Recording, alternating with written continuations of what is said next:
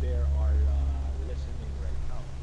But I tell you, this is a great opportunity for us to discuss the amendments in civil procedure.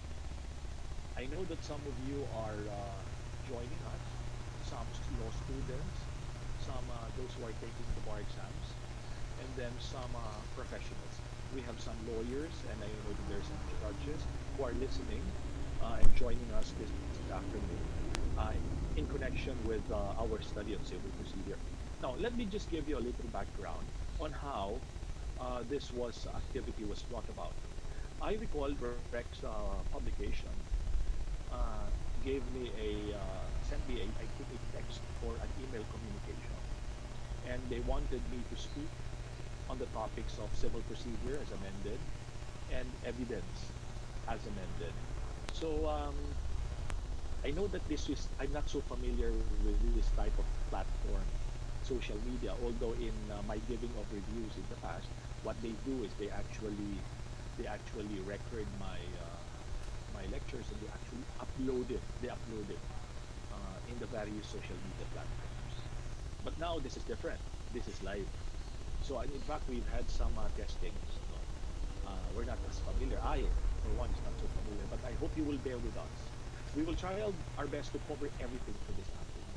So you just have to sit down, relax there, and hopefully at the end of the day, you have a clear understanding of the amendments to civil procedure.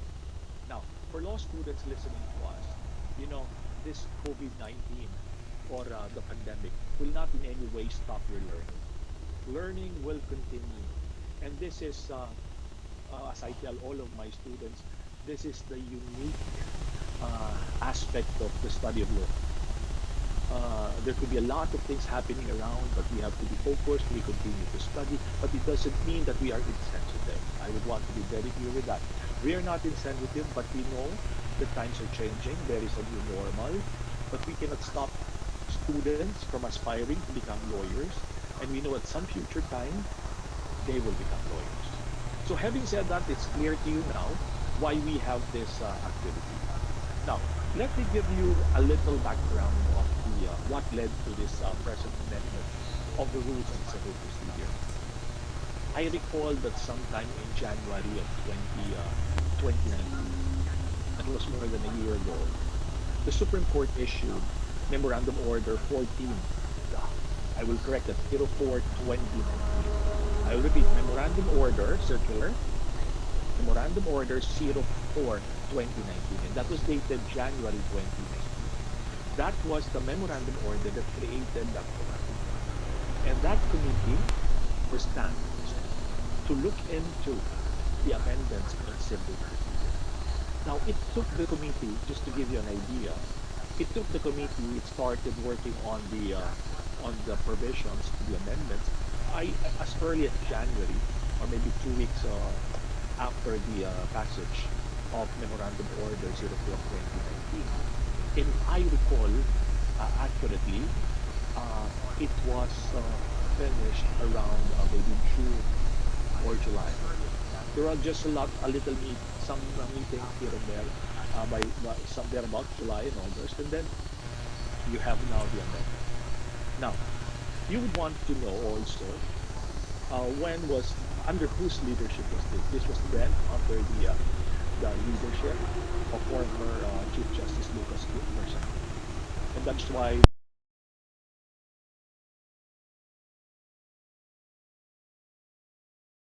he was the one who worked with us, who guided us together with Justice Musmundo and together with the rest of the other justices. Ayoko na po, baka hindi ko mabanggit lahat. You have the Justice Ardelesa, Justice Katiwa, of course. You have the Justice Midas, of course, administrator. Then we have Justice Peralta of the Court of Appeals, Justice Singh of the Court of Appeals, retired Justice of the Court of Appeals, Magdamag de Leon, and of course judges, Judge De La Rosa, Judge Emboscado, and Attorney Esguera, and myself representing the practitioners and that. Now, it was not an easy task. It was not an easy task because the mindset then was, how can we improve the system in the Philippines? Some of you would say, the, the rules of court is not broken. Civil procedure is good as it is. In fact, I see it as very well written because that was when I started teaching thereabouts in 1997 when it was rolled out, the amendment of 1997, I started teaching that. But earlier than that, I was already teaching. So to my mind, this is a very good tool. But why was there a need to change it? The need to change it was brought about by the needs of the times. Ang ano, alam nyo, and sadly, some people will always complain, ang bagal naman ng justice system. They always complain. They would say, well, the motion hearings are just there for purposes of setting the dates for filing of opposition, comment, reply, rejoinder, numerous motions for postponement, and cancellations of hearing, extensions of time. There is no exact period for trials of cases. So, in short, what they're trying to tell us, what the public, and at the same time, sadly, some practitioners have been mumbling, ang bagal daw. Yun. That is why here, kindly take note, that this amended rules of civil procedure were the efforts of the justices wanting to expedite the proceedings and to cut delays. And hopefully, at the end of the day, we will no longer mumble and say, justice delayed. Justice delayed is justice denied. You will see here that processes were not shortcut to let's say, violate rights of parties. No. There were certain procedures which were reviewed in order to expedite the proceeding. I think that would be sufficient background for a better understanding.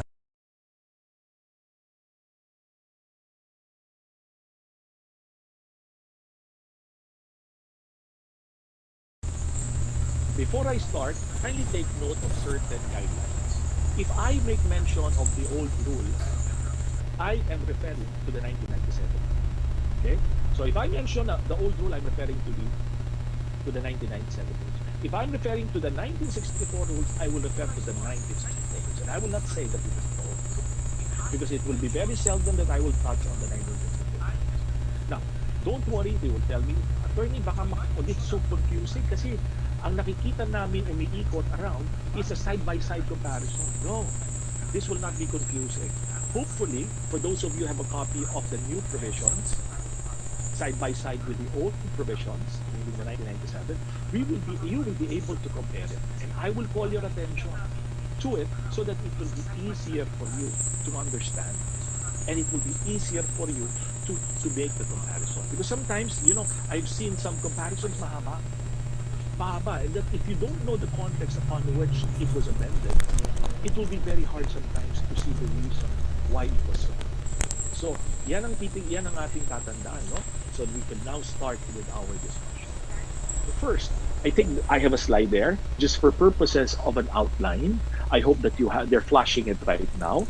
The first item that I would like to discuss with you is the provision on pleadings. There is a major amendment on pleadings. And if you will recall, for students listening to me right now, that the pertinent provision under the old rule is Rule 8, Section 1. Okay? Rule 8, Section 1. That's right. Okay? And it's basically the same. It's the provision, okay? The provision was taken from Rule 8. It was retained, to be more accurate. And then there was just an insertion. An insertion of what? An insertion of a phrase.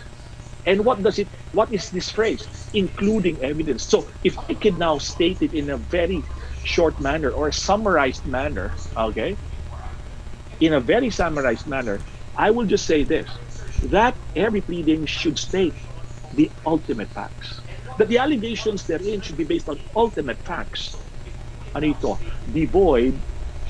The original provision, devoid of evidentiary matters. But today,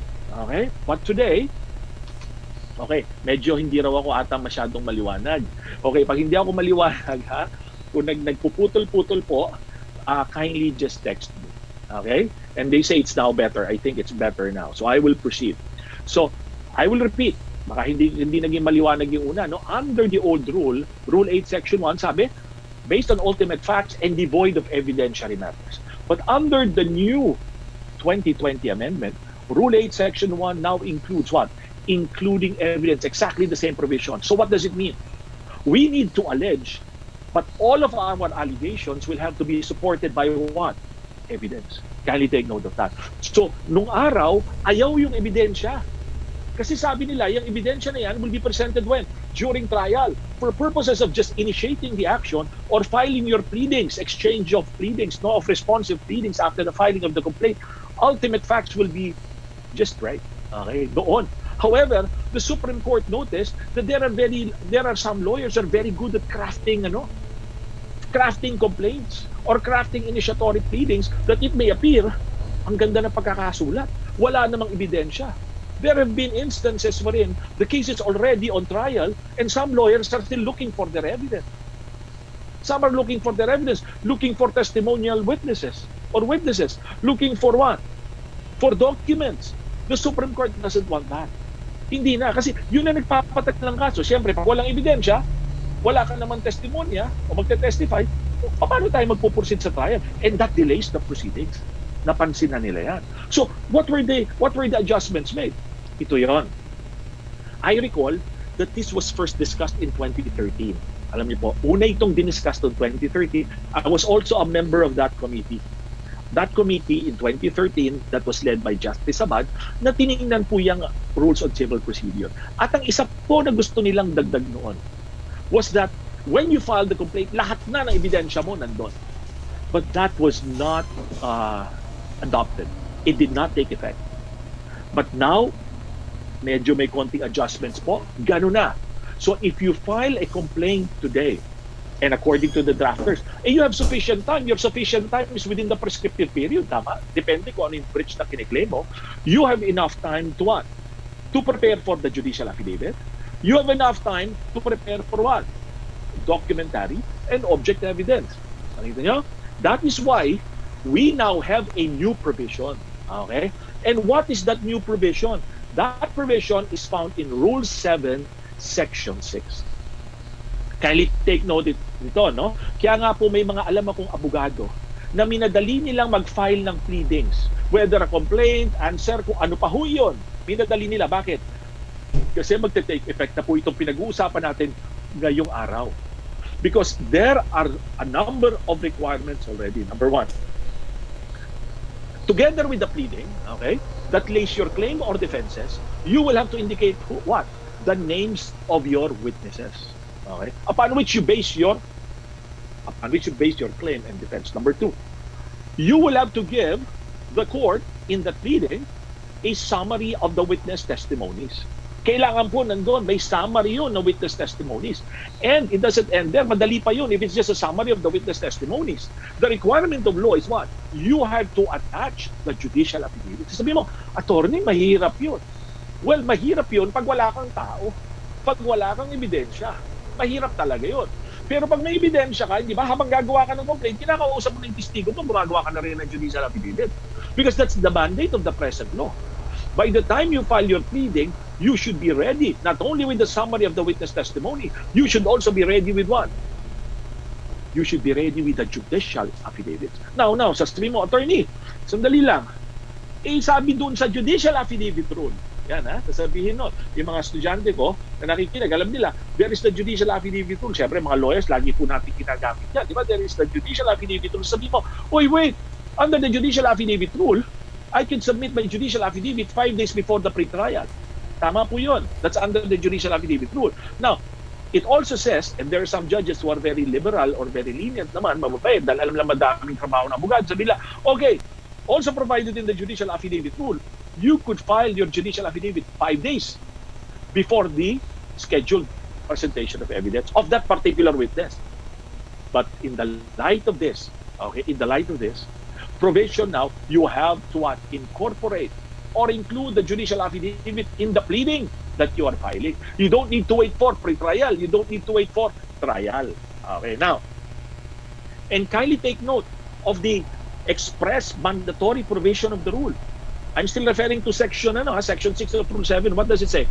Only witnesses whose judicial affidavits are attached to the pleading may be considered or may be presented during trial. So, ganun kahigpit. Okay? So may gumawa ka ng complaint, gumawa ka ng sagot, kailangan ready ito. Okay, now wait. But I will give you some parang window, which I think, based on my reading of the law, can be a window. Because there is a provision under the new Rule 18. Ito po yung bagong Rule 18, Section 2, and makikita niyo po doon yung provision ng reservation.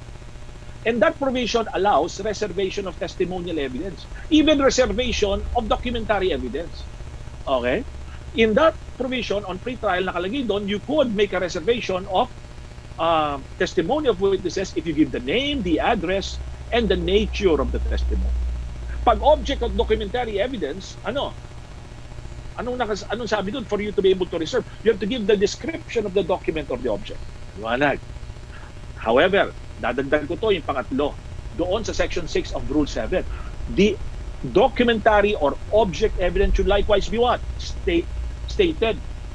And in the documentary and object evidence in support of the allegation, then it should likewise be stated. So if you read this on a very, strict reading of the same, it appears that pag nagsubmit ka ng pleading, whether it be a complaint, answer, or whatever responsive pleading for the matter, okay, kailangan i-attach mo na yung documentary and object evidence.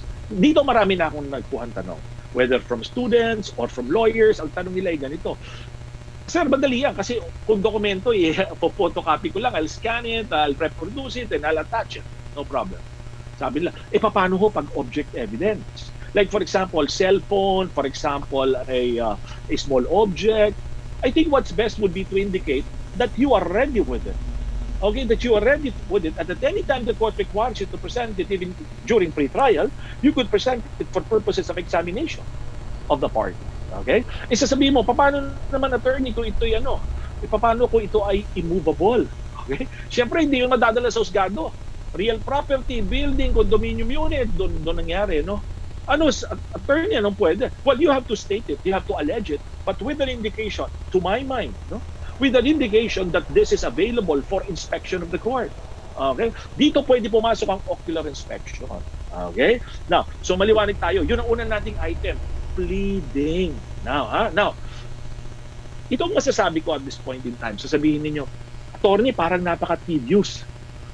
Well, pag sa simula talaga, parang mahirap yan. Pero I tell you, pag nakasanayan na natin, this will help the system. And that is the reason why this was introduced. Pag pumunta ka sa husgado, alam mo may kaso ka. And sorry po sa sasabihin ko ito, I know that there are some lawyers who would file cases for purposes of leverage. Sambahan kita ng kaso para makipag-usap ka sa akin. Sambahan kita para makipag-compromise ka sa akin. Kasi kung may kaso ka, iba usapan. Ganun po yun. We are veering away from that practice. Dalhin lang natin sa husgado yung talagang may kaso, kung sa tingin mo na violate ang karapatan mo, dalhin natin sa husgado. Ganun po yun. Ngayon, suportahan mo kaagad ng ebidensya pag-file mo. Kaya nga po, if you would note, the period to file an answer now is longer. Ayan. I'm calling your attention to Rule 11, Section 11 now. The period to file an answer is what? Is already 30 days. I will repeat. From the original 15 sa old rule, it is now 30 days. Kaya nga hinabaan kasi nung pag-uusap noon, parang may clear 15 days. And kindly take note, you are entitled to a singular exception. I will withdraw the word exception. A singular extension of 30 days. So, ang maximum na magagamit mo, 60 days. There is no reason para hindi mo na ma-produce yun. Yun ang thinking ng ginawa yung batas. Ang thinking, siguro yung 60 days kung talaga may kaso ka o kung may depensa ka, para sa answer, kung may depensa ka, dapat nakita mo na yan. Kasi halos 2 buwan yun. You're entitled to one extension. Now, at this point in time, kindly take note that based on the provision of the rules under Rule 11, the 2020 amendment, the court will no longer entertain any extension of time. Wala na. Iyon lang, singular na extension na yun sa answer, 30 days sa kaalaw.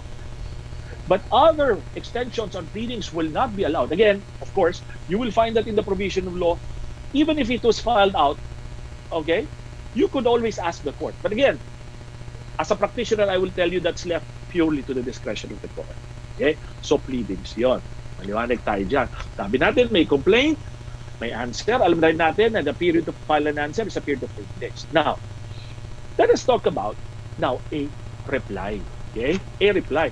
And as you know, okay, what is the function of a reply? The function of a reply is to meet the new matters raised in an answer. And based on procedure, it is the plaintiff and not the defendant that files generally the reply. Nagre-respond ang plaintiff doon sa pinagsasabihin ng defendant sa kanyang answer. And these are new matters. And usually, these are the defendants. Sabi nyo, payment na, bayad na ako dyan. Oy, we need na yan, ha? Okay, these are new matters that the other party, the plaintiff, may want to meet in a reply. Remember this, under the amendatory provision, kindly take note, this is section 6, okay, I'm sorry, section 10 of Rule 6. I will repeat, section 10 of Rule 6. Ano sabi rito? A reply, as a general rule, is a prohibited plea. I will repeat, a reply is a prohibited plea. Hindi na po pwede yun. Eh, attorney, paanong effect nun? Hindi naman, wala naman actually effect. Because in the past, optional rin ang pagpa-file ng reply. If you decide not to file a reply, the new matters raised in the answer are deemed as controverted. It's not a mandatory pleading. So ngayon, ginawa, general rule, walang reply. Because kahit hindi ka naman nag-file ng reply and there were new matters raised in the answer, these are deemed controverted or disputed. Now, take note of the exception. The only instance that the provision of the law, the law allows the filing of a reply is when the answer attaches an actionable document. And you know what an actionable document is? An actionable document is an action or is a document which is the basis of a cause of action. That is an actionable document. Therefore, in the course of defending himself, the defendant attaches an actionable document. And maybe that's the basis of his counterclaim. You have to file a reply. Okay? Because there is an actionable document. Okay? You have to file a reply. And for some of you who could still remember, this was asked in the bar exams before.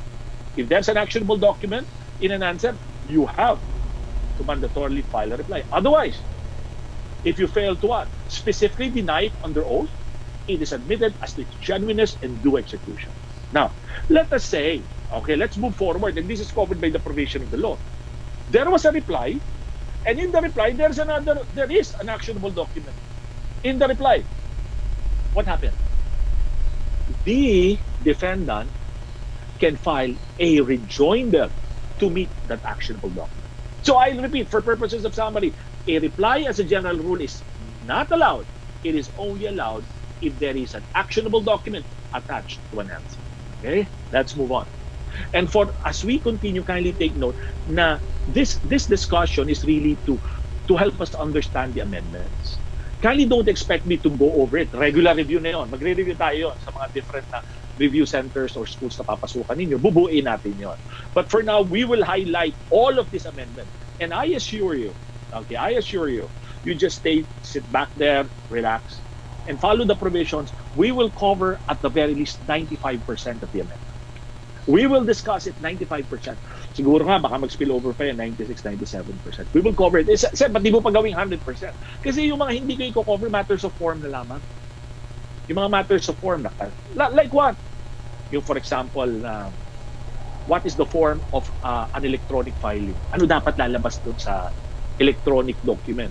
Yung title, yung body, hindi na natin didiscusin yun. Okay? But the rest, everything, another one. Yung mga his, her, gender amendment, hindi natin pag-usapan. Okay? Now, let us now proceed to our next topic. Our next topic now refers to affirmative defenses. Okay? Bago muna ako mag-affirmative defenses, wala ito dito sa ano natin, ha? Wala iyan sa outline. Isingit yun na lang sa outline. I will discuss a third-party complaint. Okay? What's the basic rule? And it has not been changed from the old to the new. You need leave of court to file a third-party complaint. You need leave of court. You cannot just decide, I am the defendant, I file an answer, and I file a third-party complaint. And I will bring a party against whom the court has no jurisdiction. Hindi pa pwede yun. Hindi pa pwede yun. Whether now, whether before, or presently, you need leave of court for a third-party complaint. Pero sasabihin mo, attorney, ano naman bago? Ito po ang bago. Hindi basta, noon kasi, before, in the old rule, there is no parameter. Parang ang laki ng leeway ng isang judge kung tatansyahin niya kung pwede pwedeng tanggapin. Sige, third-party complaint na to, tanggapin ko, sumagot ka defendant. There's really no parameter under the law. The judge is given so much of a leeway, discretion to do it. But now there are parameters, okay? Or limits to that discretion. And what are those? A third-party complaint will not be allowed or should be denied if it is what? It covers extraneous matters. Hindi naman kasama doon sa sa pinag-aawayan na ipapasok mo. Extraneous matters, you cannot include that in a third-party complaint. Second, if the defendant, third-party defendant, okay, the court cannot acquire jurisdiction over the person of the third-party defendant within a period of 30 days. Okay? Kasi, pag hinintay natin yan, it might take forever. It might delay the case for another 3 months, for another 5 months, for another 6 months. If the court cannot acquire jurisdiction over the person of the defendant within a period of 30 days, wala, hindi ka papapasukin. Because for the third-party complaint to prosper and to proceed, the court has to acquire jurisdiction over the person of the third-party defendant.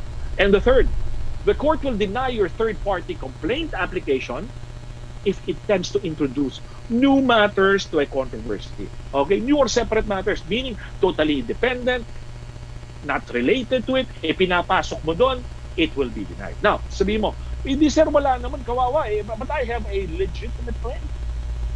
I have a right against this third-party defendant in order to what?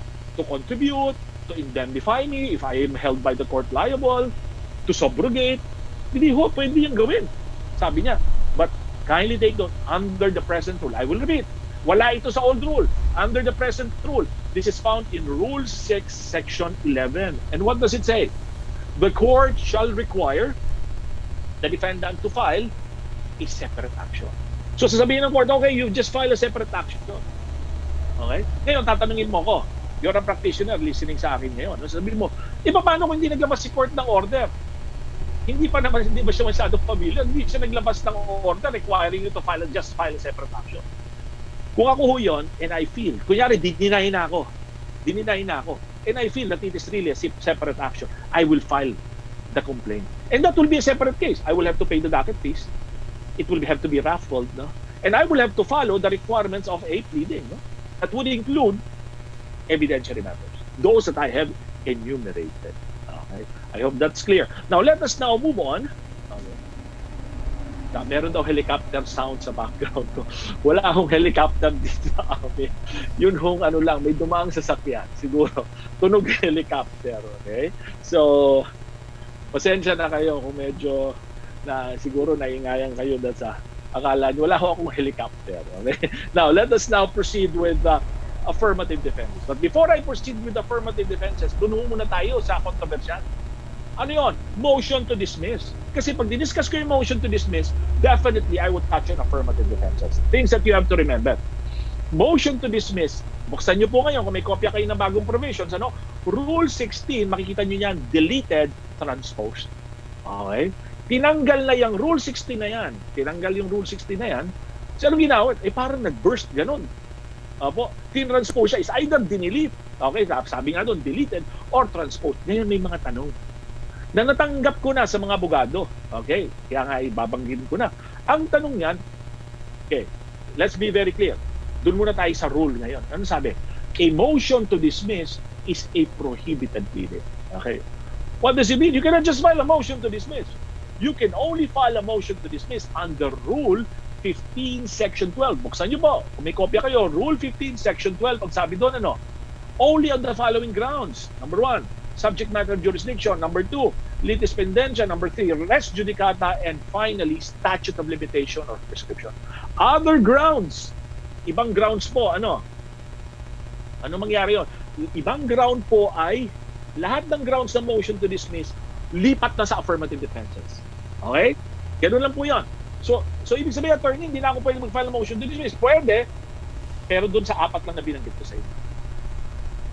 Pero all of the other grounds, lipat na yon sa affirmative defense. Ngayon, tatanungin mo ko. Okay? Para namang unfair yun. Paano naman kung walang jurisdiction over the person, the defendant? Hindi mo. Paano walang legal capacity all of those can be raised in an answer as an affirmative defense. Okay? Kindly take note. Now, here is where you will see the policy of the court. Okay? Here is where you will see the policy of the law. Ang gusto ng law dito, ano? To have the issues joined. Because without an answer, and there's a motion to dismiss just like floating around to be resolved, MR, petition for certiorari, ano yun? That will delay the entire proceedings. The court cannot even proceed to pre-trial or even court annex mediation or even judicial dispute resolution. Bakit hindi pa nagpo-proceed sa... Wala eh, walang issue, walang joinder of issues. And that is the reason why the motion to dismiss are all, the grounds for a motion to dismiss are only limited to those four.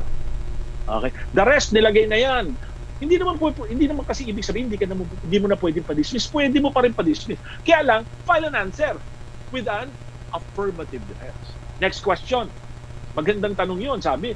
Ito, magandang tanong ito. Nakita ko, sabi niya, ilang ho ba ang period na to file ano? Okay, tanong. Ilan ba ang period to file a motion to dismiss? Kasi nga ho, nawala eh. Yun naman, Section 1 of Rule 16 was not transposed to another section. And that Section 1 provides the period within which to file a motion to dismiss. But this is clear in jurisprudence and in practice. So maliwanag naman doon sa mga gumawa nito. Now, the period to file is that period, that reglementary period to file an answer. Therefore, if the reglementary period to file an answer is 30 days, you have that period to file a motion to dismiss. Okay, that reglementary period. Now, ano mangyayari yan, sir? Or attorney, ano mangyayari yan? Once the motion to dismiss is filed, isang tanong rin to, will the period be interrupted? Definitely. Kasi wala naman subject matter. What is the reason for them to proceed? If there is no subject matter jurisdiction. If there is what? Multiple cases. There is no reason to proceed. Okay? So the period is interrupted. Ito lang ito lang ang tandaan po natin. Because under the original provision, ito po yung old rule ng Section 16, nung nandyan pa po yan. Section 4, that reglementary period po, interrupt. That reglementary period is interrupted. Maliwanag po yan, discuss natin. But if you filed your motion to dismiss less than 5 days of that reglementary period, you have a fresh period of 5 days. Yan po yung old rule, ha? Yan po yung guidelines natin. Pag sabi ko old rule, 1997. Pero nawala po yun eh. Okay? It was already what? Deleted. Ay, attorney, ano mangyayari ron? Yes, there is interruption. Yes, the period is 30 days, but be very careful. Because you don't have 5 days as originally provided for in Rule 16. Nawala na po yun. We will have to apply the ordinary provisions on interruption. Okay? We will have to apply the ordinary rules on interruption. The act that caused the interruption under Rule 22 will have to be excluded. Ingat po tayo doon. Therefore, okay, bibigyan ko na kayo ng example. Final mo, for my students listening, final mo yan doon sa huling araw, yung motion to dismiss. After a couple of months or a month, dininay. Okay? Magpa-file ka na ng answer. Ilan ang period mo? Wala po sa provision. Wala na yung Section 4 of Rule 16 because the entire Rule 16 is deleted. Ang position ko po riyan is this, application of Rule 22. So, you filed it on the last day, the act that caused the interruption is excluded. Therefore, you have only what? 1 day. Okay? To file a motion, to file your answer. Kasi po may motion to ano ka na eh. Nag-file ka, inubos mo eh. Okay? Inubos mo. Kasi ang binibigay na reglementary period is a period of what? 30 days to file an answer. Eh ginamit mo ng motion to dismiss, sinagad mong 30 eh. So kung ako ang gagawa niya, hindi ko sasagatin yan. Kung magpa-file ako ng motion to dismiss based on the grounds that I've discussed, the allowable motion to dismiss, ma-file ako within 10 days, ma-file ako 50 days. Hindi ko uubusin. Para may period pa ako to prepare for my answer in the event that motion to dismiss. Okay, these are very good problem areas that were raised na itinanong po sa akin because of the absence of Section 1 of Rule 16 and the absence of Section 4 of Rule 16. Now, okay na po tayo doon. Okay na tayo dyan. Pupunta na tayo ngayon sa affirmative defenses because I said all of the other grounds are now grounds for affirmative defenses. And as you know, this is found where? This is found, affirmative defenses are found in Rule 6, okay, Rule 6, Section 5B. Yan, hindi po ako nagkamali. Rule 6, Section 5B. Buksan po ninyo yung bagong amended provision, makikita nyo. At may dagdag po yan na paragraph. yung ilang grounds doon ay inilipat. Ilang grounds sa Rule 16 inilipat. Ano po yung mga grounds na yon? Lack of subject matter jurisdiction, litis pendentia, res judicata. Now you'll tell me, hindi ba sabi mo kanina, motion to dismiss yun? Oo, pwede ni-file ang motion to dismiss. But again, you could still file an answer with an affirmative defense kung gusto mo. Kasi you may opt not to file a motion to dismiss. You could decide to file instead of an answer. At gamitin mo yun, subject matter jurisdiction, litis pendentia, res judicata. Sabi mo, parang may nakulang. Sabi mo kanina, statute of limitation. Because prescription is in the original provision of what? Affirmative defenses under Rule 6, Section 5B. Makikita niyo po yun. Dun sa first paragraph ng 5B. So let us be very clear. Una, very clearly, yung mga grounds doon ay inilipat sa affirmative defenses. Pero hindi pa ako nagtatapos dyan. Hindi pa nagtatapos dyan. Kindly take note. Sasabihin mo sa akin. Importante kasi yung distinctions na ito Okay? There is a Section 12. Okay? Rule 8. Buksan niyo po yon. Kung may kopya kayo. Rule 8, Section 12. Wherein a portion of the grounds ay nandoon. Yung ibang grounds nandito, ano yun? Lack of jurisdiction over the person of the defendant, lack of legal capacity, okay? Improper venue, no cause of action, non-compliance with the condition precedent. Okay, nandun yun sa Section 12. Paliliwanag ko kung ba't nandun. Okay? Nasa Section 12 siya of Rule 8. Okay? If I'm not mistaken, tama. Rule 8, Section 12. At wala siya doon sa 5B. Bakit? Ganito yon. Okay. This is the explanation. Because there is now a summary hearing which the court may want. Which may be called by the court. Okay?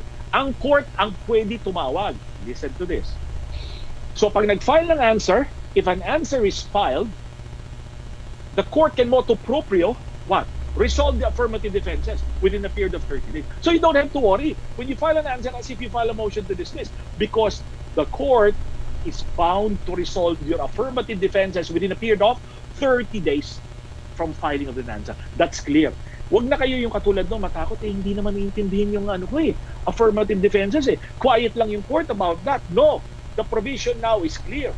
The court, once the court receives an answer, and there are what? Affirmative defenses, the court will study the same. And the court will have to resolve it within a period of 30 days from the filing of the answer. Medyo mabigat po ng konti. Siyempre, may mga kaibigan tayong judges. Medyo may matrabaho po yun. Pero again, that will help speed up our system. Opo. Ngayon, sasabihin mo, ngayon, attorney, ano yung summary hearing? Ito po yon. For those, tandaan nyo po, ang isa-summary hearing lang ng court, isa-summary hearing lang po ng husgado, ay those enumerated in Section 5B. Okay? I will repeat. Those provided for in Section 5B of Rule 6. Yung binanggit ko kanina, buksan nyo po yun. Yung mga original provisions, nandun pa yun. Estoppel, fraud, inscription. Yun yung first paragraph, hindi po nagalaw. Tapos yung pangalawang paragraph, na litis pendentia, subject matter jurisdiction, res judicata. Yun po, ano yun? Pwedeng mag-summary hearing yun. Binibigyan ng husgado, and that is based on the court's discretion. Now, ito po sa mga estudyante ko, napapalisten ako. No? Ganito po yan. Hindi, magpa-file ako Magpa-file ako ng motion for summary hearing. That is a prohibited pleading. You could look at it in Rule 15, Section 12. Okay? Rule 15, Section 12. Isa po yan doon sa enumeration. Hindi ka pwedeng mag-file ng summary hearing because the court has a duty to conduct a summary hearing. Pag nakita niya, kailangan ko mag-summary hearing within 15 days from the filing of what? The answer. Okay? Nakita ng court. These are the grounds provided for in Rule 6, Section 5B. Okay? Pwede ako mag-summary hearing. The judge will have to do it within a period of 15 days from the filing of the answer. Now, from the time of the termination of the summary hearing, the judge will have to resolve it within a period of 30 days from the termination of the summary hearing.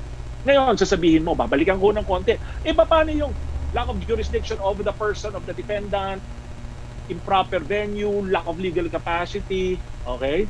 Lack of legal... The pleading asserting the claim states no cause of action and non-compliance with condition precedent. Ano mangyayari dito? Ito po hindi sinasummary hearing. Hindi po. Based on the provision, hindi ito sa summary hearing. Because by just looking at the complaint, makikita ng husgado, makikita niya, ay, hindi. Meron bang can I pass judgment based on the complaint, the pleading asserting the claim state to a cause of action? So there is no need for summary hearing. Based on the pleading, will I see whether there was improper venue? Yes. Based on the pleadings and the returns that was filed in court, makikita ko ba that there is no jurisdiction of the person, the defendant? The answer is yes. Okay? So yun, hindi sinasummary hearing. Now, I think we have to take note of this next statement. And I will be referring to Rule 8, Section 12. I'm referring to Rule 8, Section 12. At ano ito? Kindly take note, okay? Kasi mahaba po yung Rule 8, Section 12 na yan. Ano? May kita nyo po yung last line doon. Paano, sabihin mo, paano kung dinina yung ano ko, yung affirmative defense ko? Di, pa-file ako ng MR, this is certiorari ko. Di ba, ganun tayo? Yan ang abogado. Kasi hindi ako papayag yan. Yung affirmative defense ko, deny. I'll file an MR, I'll file an MR, then I'll certiorari. Grave abuse of discretion. That is no longer allowed. Tandaan nyo po yan, ha? That is not allowed.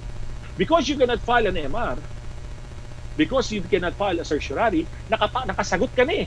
Kaya nga nag-summary hearing na or pwede na mag-desisyon ng kaso doon sa mag-resolve ang court doon sa affirmative defenses. Thereafter, it will proceed to pre-trial. Mag-pre-trial na unless there is a reason to file a reply. Okay. And now, I mentioned the reply. Kindly take note of this. I will repeat this. The period to file a reply is no longer 10 days. Yung batas na inaral natin, the old rule, 10 araw lang. Based on the present rule, ano po yun? 15 days to file a reply. Tandaan nyo po yan, 15 days. Buksan nyo po sa rule, 11. 15 days to file a reply. Now, I hope that's clear. No, let's now proceed to the next point. Dito na po tayo, no? I am now on signature. Dito po, signature. Now, sabihin ng mga estudyante, huwag ko muna i-address yung mga practitioner, sabihin ng mga estudyante, hindi masyado importante. Oy, lumabas na sa bar ang signature. Siguro may mga 4, 5 years ago. Signature. Please do not ignore for the students listening to this. Dahil maraming pagbabago. For the practitioners, our burden is far greater because of this provision. Okay? And let me call your attention. And this is still in Rule 7, Section 3. So walang nabago sa numero. Kaya lang, kindly take note, ano sabi rito? The signature of the counsel constitute a certificate that he has read it. Okay? Okay na yun, talaga naman babasahin natin yun. And what? Based on my knowledge, information, and belief, after reasonable inquiry, kindly take note of that, ha? And to be more accurate, inquiry reasonable under the circumstances. I will repeat, quote and quote. Inquiry reasonable under the circumstances. Pero kung gusto mo naman madali matandaan, reasonable inquiry. Ito po yung nagbago. Sabi mo, wala naman eh. Hindi ko compare ko. Yung old rule ito sabi, knowledge, that I have read it, it's not interposed for delay, and based on knowledge, information, and belief, and there is good ground to support it. Okay, tingnan nyo, yung luma. Sinasabi mo lang doon, medyo alam ko eh. So a lot of this will depend on the disclosure of your client. Di ba? Kung ano yung sinabi ng client, pwede. Baka pwede yan. Sige, mukhang tatayo naman eh. Pero ngayon, there is a duty, a clear duty on the part of the lawyer to conduct an inquiry reasonable under the circumstances. So kung yung mukhang binobola ka, tanungin mo pa ng tanungin. Ito ba, ganito yan? Talaga ba ito nangyari yan? O baka naman ng appreciation mo ay mali. You have to ask that an inquiry reasonable under the circumstances. Because now the lawyer is practically making a certificate. Okay? At ito ho, pakinggan po ninyo. Ito nakalagay rito, ano ba yung nilalaman nitong certificate na ito? Meaning, when you sign, without necessarily putting that in the pleading, pag ako ngayon ay pumirma, anong dala-dala ng pirma ko? In fact, bago ko po enumerate nito, ang may mga law offices po, ang tanong ay ganito. Sabi nila, parang napakabigat naman yan. Sabi nung iba, kahit ako partner, o ako senior associate, igawa yun ng bata. Kaya nga po ang sagot ko ganito, you have to police your ranks. Because the very moment that pleading goes out, lahat po tayo damay. Ganun yun. And I will tell you what the sanctions are. There are sanctions. Mabigat po ito. In fact, nung nakita ko, nung dinidiscuss po ito, sabi ko, mag-iiba talaga practice. Mabigat. Mabigat po talaga. Kasi ngayon, hindi ka pwede yung I surmise that I will speculate that hopefully I have evidence. No. The very moment you sign, not only do you tell the court, hindi po ito pan-delay, at hindi, this is based on inquiry reasonable under the circumstances, it also tells you, I will enumerate what your signature now includes, that it is not for an improper purpose. Okay, na para takutin kita, para i-leverage kita, or to harass, or to cause unnecessary delay, or to what? To needlessly increase the cost of litigation. And I would want to highlight that phrase, to needlessly increase the cost of litigation. Alam niyo naman po, sorry to say this, no, and to sound this way. Alam niyo, may iba kasi sinasabi nila, well, kung kaya niyang patagalan ng kaso. May iba ganun eh. Kung kaya nila, di I'll bring you. Kung di na kaya magbayad ng kliyente mo, di wala na yan. Ng abogado, mapapagod yan. Yung iba ang tingin, paguran. Yun ho mahirap doon. Kaya lang, naintindihan ito ng Supreme Court, nakikita nila. May iba, parang makinarya eh. Dahil may makinarya, siyempre, handang lumaban ng matagal. So, you have to think twice in filing your pleadings because that includes a certificate that you are not what? Needlessly increasing the cost of litigation. And that is not for purposes of delay and that is not for an improper cause. Una pa lamang yun. Ang bigat, no? Pangalawa, that, kindly take note, that your claims, defenses, or allegations are warranted by law and jurisprudence. So, ibig sabihin, na pag ikaw ay when you sign your pleading, supported yan ng law, may basehan yan sa bata. Meron rin jurisprudence that will support that. That's what you're telling not only your opponent, but you're telling the court, meron pong basehan yan sa bata. At sa jurisprudence. At the same time, at sabihin mo sa akin, attorney, ibig mo ba sabihin ngayon, hindi na kami pwedeng yung bang to overturn jurisprudence, to modify it because that has been outdated. Pwede pa ho. But the standard laid down by law when you sign, that you should not be what? Making frivolous allegations. Okay? That you are not making frivolous allegations just to extend, to modify, or reverse existing jurisprudence. Bigyan ko po kayo ng example. This is a case I handled more than 15 years ago. Matagal na ata. Matagal na ito. More than or maybe 12 years ago. Naalala ko yung kalaban ko. Nag-argue kami. Ang liwanag naman po. Ang liwanag ng law. Ang liwanag ng jurisprudence. But he's a very nice person. He's a very nice guy. Sabi niya sa akin. Sabi ko, in open court, sabi ko, this is settled by jurisprudence already. Alam mo, sabi niya sa akin, binulungan niya ako. Sabi niya sa akin, Panyero, let us just enrich jurisprudence. Napakamot ho ako ng ulo. That is an example. We don't just flood the courts, especially the appellate courts, of useless appeals. Of useless what? Petitions. Pati po, and kasama rito mga complaint. Pangatlo, okay, the factual contentions have no evidentiary support. Okay? Parang narinig nyo na ito, di ba? Sounds familiar. I discussed this a while ago on signature. What does it say? Evidentiary support. So we are telling the court that together with our allegations in the complaint, showing evidence that our allegations have evidentiary support. Okay? And again, the denials of factual allegations also are warranted by evidence. So we're telling the court that whether it be a claim or a defense, supported po yan evidence. At kung hindi po yan available ngayon, by the exercise of modes of discovery, may ebidensya po yan. And that is provided by the judge. Well, give me a chance under the modes of discovery, then I will be able to show you that there is evidence. Yan po ngayon ang signature. So talagang napakabigat.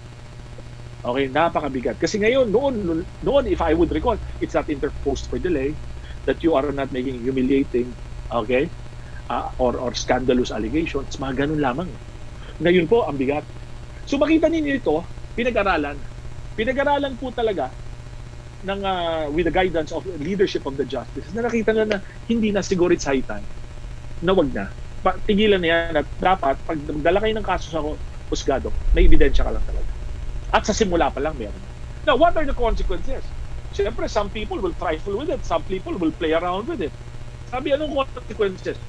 The court may impose appropriate sanctions. Yung husgado mismo yun. Anong appropriate sanctions na yun? Okay? I will enumerate. Non-monetary. Baka ma-reprimand ka, baka ma-penalize ka, ano pa. Second, pwede ka pang ma-contempt, ano pa. You can be required to pay to the court, monetary payment. Or you could be required to pay to the movant, the one who was affected by your, what? Filing, baseless filings. And the second, so one is you could be sanctioned by the court, and second, you could be held what? Liable. You could be disciplined. If you're a lawyer, you could be disciplined. An administrative case against you can be filed. In simple words, there will be a referral of an action for your disciplinary action. Okay? It will be referred for your disciplinary action. Now, who could be liable dito? Nakita niyo, napakabigat. Nakita niyo, kaya binigyan ito ng attention ng mga practitioner talaga. Ano yung who could be liable? The attorney, meaning the partner, the associate, the law firm itself.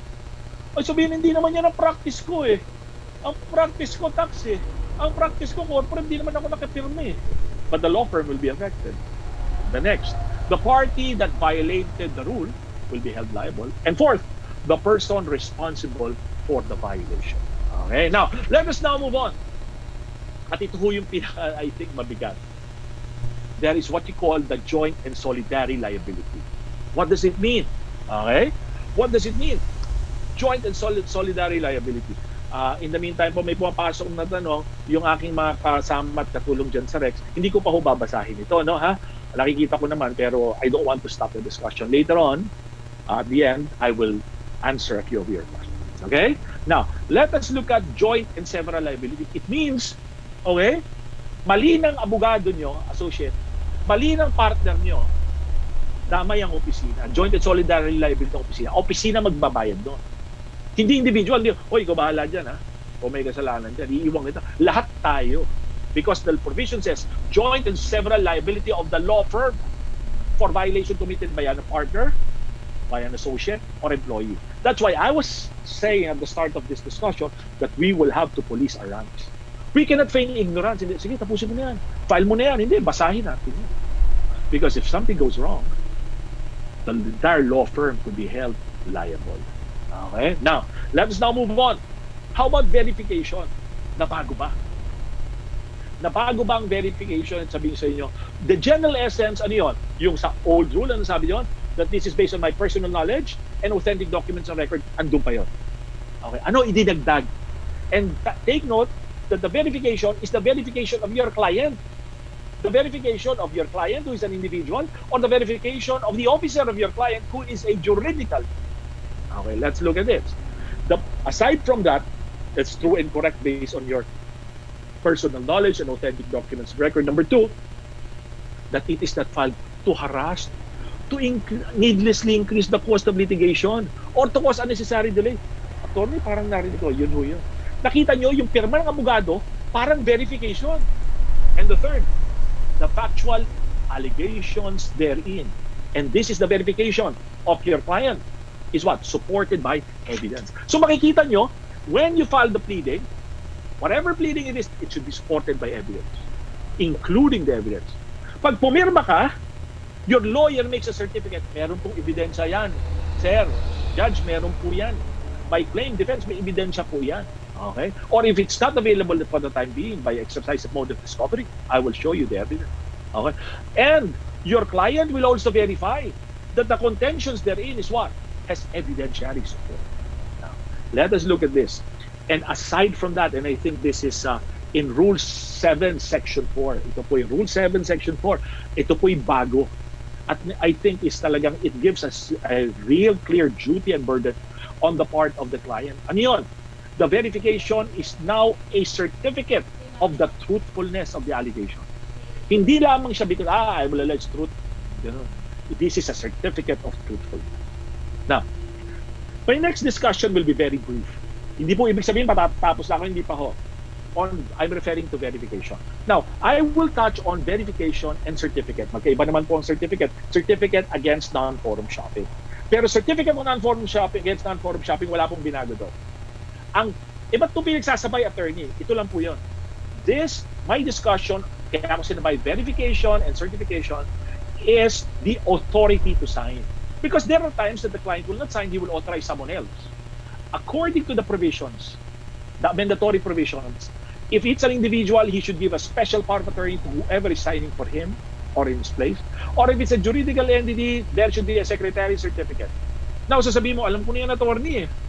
Tama, alam na natin yan. because that is provided for in jurisprudence. From the start in 1997, that was not in the provision of the code. Wala po yan. But there are what? Numerous jurisprudence that says that. And now it was just incorporated by the drafters, by the committee, approved by the Supreme Court, na ilagay mo yung authority mo. If it's not the party who is signing it, whether by a special power of attorney for an individual or a secretary certificate for a juridical entity. Okay, now, let us now look on. Okay, lipat na tayo. Dito na tayo sa next slide. Okay, yung mga kasama ko dyan sa Rex.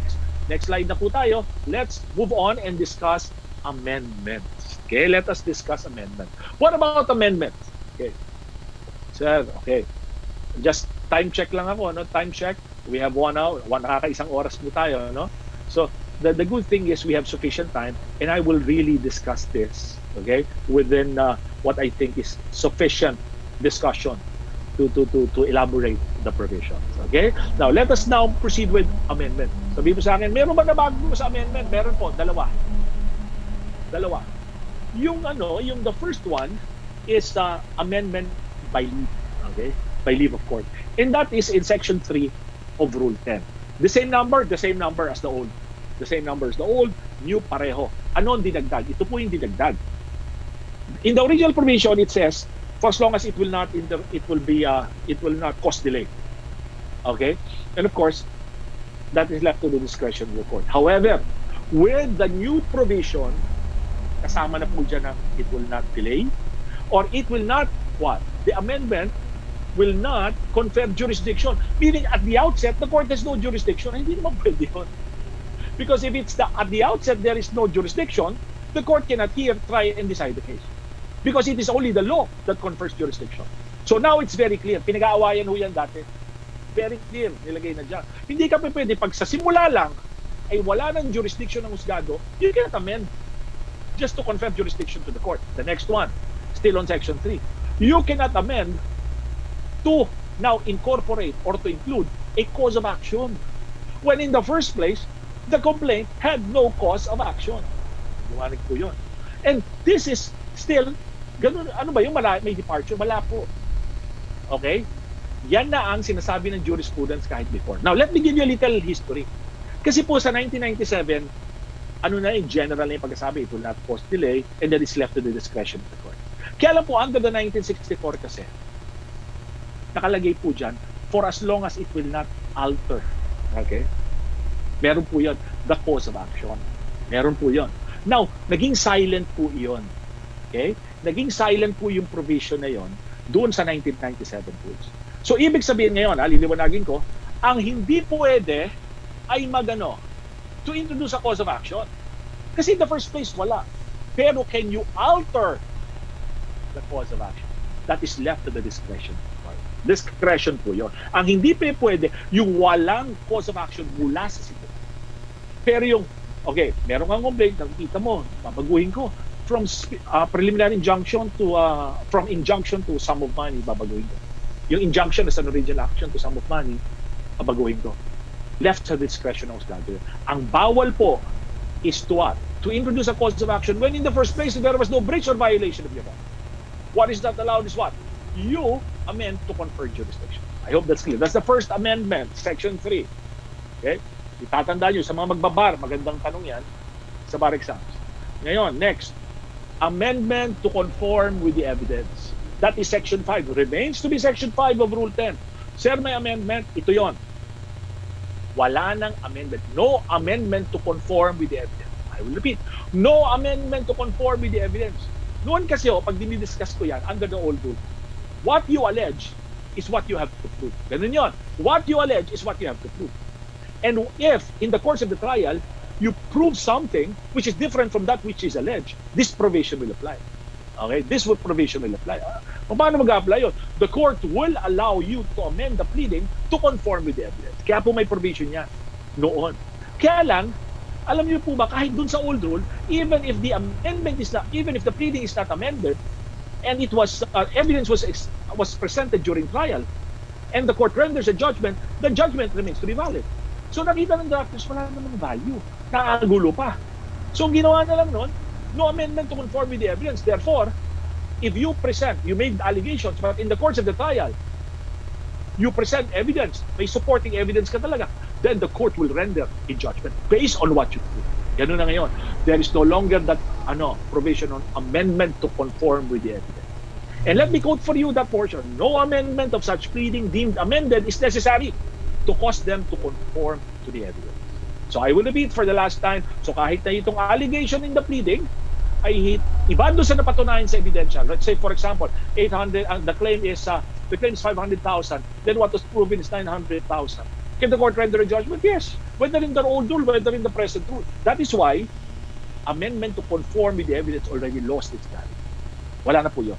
Okay? Now, let us now move on to the next topic. Na-discuss ko na po yan. Extension of time to file an answer. Again, ano sabi ko? You're entitled to one extension of 30 days. So, period to file an answer, 30 days. Then, you're entitled to extension of 30 days. Now, how about other pleadings? The general rule, prohibited pleadings. Unless ma-justify mo sa court. Okay? Even if you filed out of time, it's for the court. But again, that's a prohibited pleading. Now, the next. Let us now move on to my, following my outline, let us now move on the manner of filing. Okay, bago kong basukin yung manner of filing, update ko lang kayo dun sa changes sa periods ng konti. Sabi ko sa inyo, 30 days to file an answer, 15 days to file a reply. Paano yung period to file an answer to a counterclaim? Based on the old rule, 10 araw yan. Based on the present rule, 20 days. Nakita nyo? Answer to counterclaims. Ulitin ko, sa old rule, 10 araw. Sa present rule, sagot mo sa counterclaim ay 20 days. Yun ang period. Humaba po. Now, how about supplemental complaint? Period mo sumagot. Okay? Supplemental complaint. 15 days lang. Pero, pag pinag-uusapan natin amendment as a matter of right, 30 days to file an answer. Okay, now, let us now move on to manner of filing. Ito po, maraming pagbabago rito. Maraming pagbabago rito sa manner of filing. We're on schedule. Maganda po yung ating progress. We are now on Rule 13. Okay? Our progress is just right. Hindi tayo nagmamadali, and hopefully I'm able to explain it to you in a manner that you could understand na hindi tayo nagmamadali. Okay, the manner of filing. I am now referring to Rule 13. Meron ba tayong nabago dun sa 11? Diniscuss ko na yun yung mga periods. Yung 12, meron ba tayo? Gender lang, tsaka calendar based yan. Sa 13 tayo ngayon. 13 is filing. Dito, maraming sa inyo, lalo na yung mga practitioners na nakikinig sa akin, matutuwa dito. Okay, matutuwa ang practitioners dito. Yung mga estudyante, aralin nyo talaga. Dumami ang aralin nyo. Actually, humaba. Humaba ang aralin nyo. But still, it's good because that will improve our justice system. It will make everything faster. Ito, tandaan nyo, manner of filing, ano na? Ang manner of filing natin, originally, old rule, ano yun? Old rule, personal filing or filing by registered mail. How about ordinary mail? Wala po tayong filing ng ordinary mail. Yung ordinary mail ay sa service po yun and still there. Bakit? Because there are still some areas in this country where they do not have a registered mail facility. That's why it was kept there. It was retained. Sasabihin mo, nandun, tingnan nyo sa section 6, last line ng Rule 13, nandun pa po yan.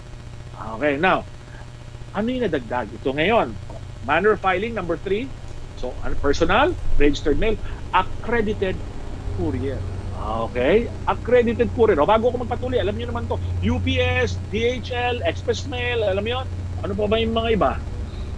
DHL, UPS, basta may Express Mail na yan, hindi ko na memorize lahat no? Yan ho yun. Okay? Ngayon, tandaan nyo po, ang maganda dito, bibigyan ko kayo ng background in the past, how we do it. Based on the old rule. Dahil nga, ang pwede lang personal or registered mail. Pag hindi kami aabot, dahil sa ang daming papailan, i-registered mail ho minsan yung filing at ang personal, registered mail filing at ang service registered mail. Nangyayari ho yan. Ngayon, syempre, it will take time for the court to get a copy of your filing. And maybe the court will say, did you file? Ganun yun. So what we do before the amendment, na effective ngayong araw, okay? Ang ginagawa namin, file namin ng registered mail, Thereafter, the following day, we file a manifestation informing the court that we filed it by registered mail. And sometimes, because of the distance, what we do, either itatakbo yun by personal, okay, or yung manifestation na yun would be filed also what? Together with the express courier. Or dun sa araw na yun na ipa-file ko, kanyari ngayon po ang deadline, no? Ang gagawin ko ngayon, express courier ko na, i-registered mail ko, magastos ko yun. Express courier na, hoping na bukas matanggap ng husgado. But again, kung bukas yung matanggap, that's already late filing, di ba? Because in registered mail, the date of mailing is the date of filing. So noon ho, panigurado lang namin yan. Yung accredited courier, kasi wala po yan noon. Ngayon, nandyan na. So attorney, ano mahalaga yan? Ito na halaga niyan. The date of mailing by accredited courier is the date of filing, parang registered mail. So ganun yun, pag ginamit, nag-accredited courier ka ngayon, abay pwede na. You filed it on time. Because before this amendment, filed out of time ka. Basta hindi natanggap ng husgado dun sa reglementary period na wala. But today, it was what? Pattern 2, the same as registered mail. I will repeat. In registered mail, the date of mailing is the date of filing. In accredited courier, the date of mailing by accredited courier is the date of filing. Okay, maliwanag yun. Kung kung makikita, nasa section 3 po yun. Nasa section 3 of Rule 13. Now, let us look at this. Doon po muna tayo, ha? The next one, ano yun? Yung electronic means. Okay? Yung sinasabi nating electronic means. Pwede ka na rin mag-file ng electronic means. Ngayon, sasabihin ng iba, i-equip ba? Kaya nga po, tingnan nyo doon sa section 3 of Rule 13, yung last line doon sa enumeration na yon, yung first part, nakalagay doon, for as long as the court is electronically equipped, okay? Electronically equipped po dapat ang husgado. Ngayon, siyempre alam ng Supreme Court, may mga areas dyan na hindi electronically equipped. So I expect that there will be a circular or there will be a court issuance on this matter later on, lalo na pag in-equip na nila ang mga court. In fact, I know that because of this COVID situation, for criminal cases, nung nagsimula ng Supreme Court, naglabas na sila ng issuance dyan. Only for criminal cases. Okay? So, kung meron, if the court is electronically equipped, now, what is the date of filing then? Well, the date of transmission. Eh, sabihin mo kung paano ko, 11:29 ng gabi, basta, yung araw na yun. The law doesn't make any distinction. You read Section 3, Rule 13. For as long as it's transmitted on that day. Siyempre, if I press it now, maya-maya, nandun na yun. Pag pindot ko ngayon, nandun na yun. Pakikita mo, send. Di ba? Ganun yun. In your send back. Ganun yun. Okay? And you could print that out as proof. Now, let us now look at the proof of filing. Hindi ko na ako sasabihin yung personal tsaka registered mail. Sa regular review ko yun. Sinasabi ko lang yung amendment. Anong patunay that it was filed? Itong accredited courier. Madali po yan. Lalo na yung mga may experience. Pag accredited courier, to prove it, number 1, by the affidavit of the person mailing. Number 2, syempre nagbayad ka, accredited courier, may OR yan. At pangatlo, yung tracking number. Yung mga sanay dyan, ako po, yan sabi na, may tracking number. Yan. Kasi pag tracking number, they will be able to track the pouch or the package or the document. Ganun po yan. Now, what is the proof of filing of electronic mail? The same, affidavit, okay? Affidavit, second, or the pleading or document transmitted. Okay, so affidavit and the pleading or document transmitted. Or in certain cases, that which is what? Personally acknowledged by the clerk of court. Kasi may times na pinadala mo na doon, may personal acknowledgement pa. Those are proof of your electronic transmission. Okay, so dalawa na. Ang filing po natin, nadagdagan na, personal, as based on the original, registered mail. Now, based on the provisions of the 2020 amendment, accredited courier, and next one is electronic means. Okay, for as long as the court is electronically equipped. Okay, now let's move on. Dito pa rin po tayo sa outline natin. Dito na tayo sa modes of service. Now, let us look at this. As I tell my students, the modes of service contemplated by the provisions of the law is service by a party to a party. To the adverse party, to a co-party, that's service to the party. Okay? Now, it is also possible that the court will serve. Okay? What does the court serve? The court will serve judgments, orders, resolutions. It will originate from the court. That is from the old Section 9 of Rule 13 na didiscussing ko po sa inyo later on, which is now, parang Section 12 na po ito. Okay? Section 13 na ngayon. From the original Section 9, Section 13, didiscussing ko po yun. So, dalawang sinasako pag sinabing service. Service sa kapwa mo party o service mo sa service ng husgado. Pwede rin po, service ng party, and because it's a petition or an appeal, nagsiserve rin po siya sa sa mga court na nag-render ng decision. Ganun po yun. Okay, now, let us look at the modes of service. Tingnan po natin ang modes of service, ha? Based on the old rule, which was carried over to the new rule, ano yun? Personal. By mail. And by mail, kasama po dyan ang registered mail and ordinary mail. Retain po yun. Yun ang original. Dinagdagan na po ng accredited courier, okay? And of course, facsimile is included. And then, electronic means. Ulitin ko po, ha? Electronic mail. Ulitin ko. So, you personal, ordinary mail, registered mail, accredited courier, electronic means, at yung pong kasunod doon ay facsimile. Okay? And there is something that you have to take note. Dinagdag po ng court. Okay? Dinagdag po ito ng drafters. Ano yun? In addition to sa accredited courier and electronic means, ito yun. As provided for in international conventions to which the Philippines is a party. And this is more attuned to the Apostille Convention. Because nakikita na ng Supreme Court na papunta na po doon ng service. That there is a central agency, one country and another, and there are recognized documents which are authorized certificates that once this is provided for, that is considered as authentic and the service is proper. Nandun na po tayo, kaya makita nyo may window. Now, let us look at the proof of filing. Ang i-cover ko lang po ay yung bagong amendment. Okay, yung bagong sinabi. Accredited courier, anong patunay mo na na-serve mo? Sabi, pareho rin. Na na-serve ko, affidavit na nagpadala. Ano pa yon? OR, tracking number. How about electronic? Ganun rin po, the affidavit. And the proof of that it was transmitted. So, halos pareho po yun. Okay, the proof of filing and the proof and the mode of service. And I'm referring to what section? I'm referring to Section 17. And doon po sa practitioner, alam ko na hindi naman kayo masyadong rito dahil you have staff, you have employees. Pero sa mga nag-aaral ng batas, na alam ko maraming nakikinig, importante yan. Yan, proof of service and proof of filing. Meron pa yung completeness of service, but I don't wanna confuse you at this point in time pag nag-review na tayo. Okay, now, let us now proceed with attorney. You have been harping on electronic means of service. Okay, before I continue, kindly take note that based on the amendment, the service could be made upon a party or his counsel or a person who is authorized as appearing in the pleading. So, hindi na lang limited yan sa party tsaka counsel of record. Okay? Pati doon sa what? A person duly authorized as appearing in the pleading. Now, attorney, isa pang sinasabi mo kanina, lagi mong sinasabi, is yung electronic means na pinadala na. Yan ba kahit na sino kami pwedeng gumamit? Wait.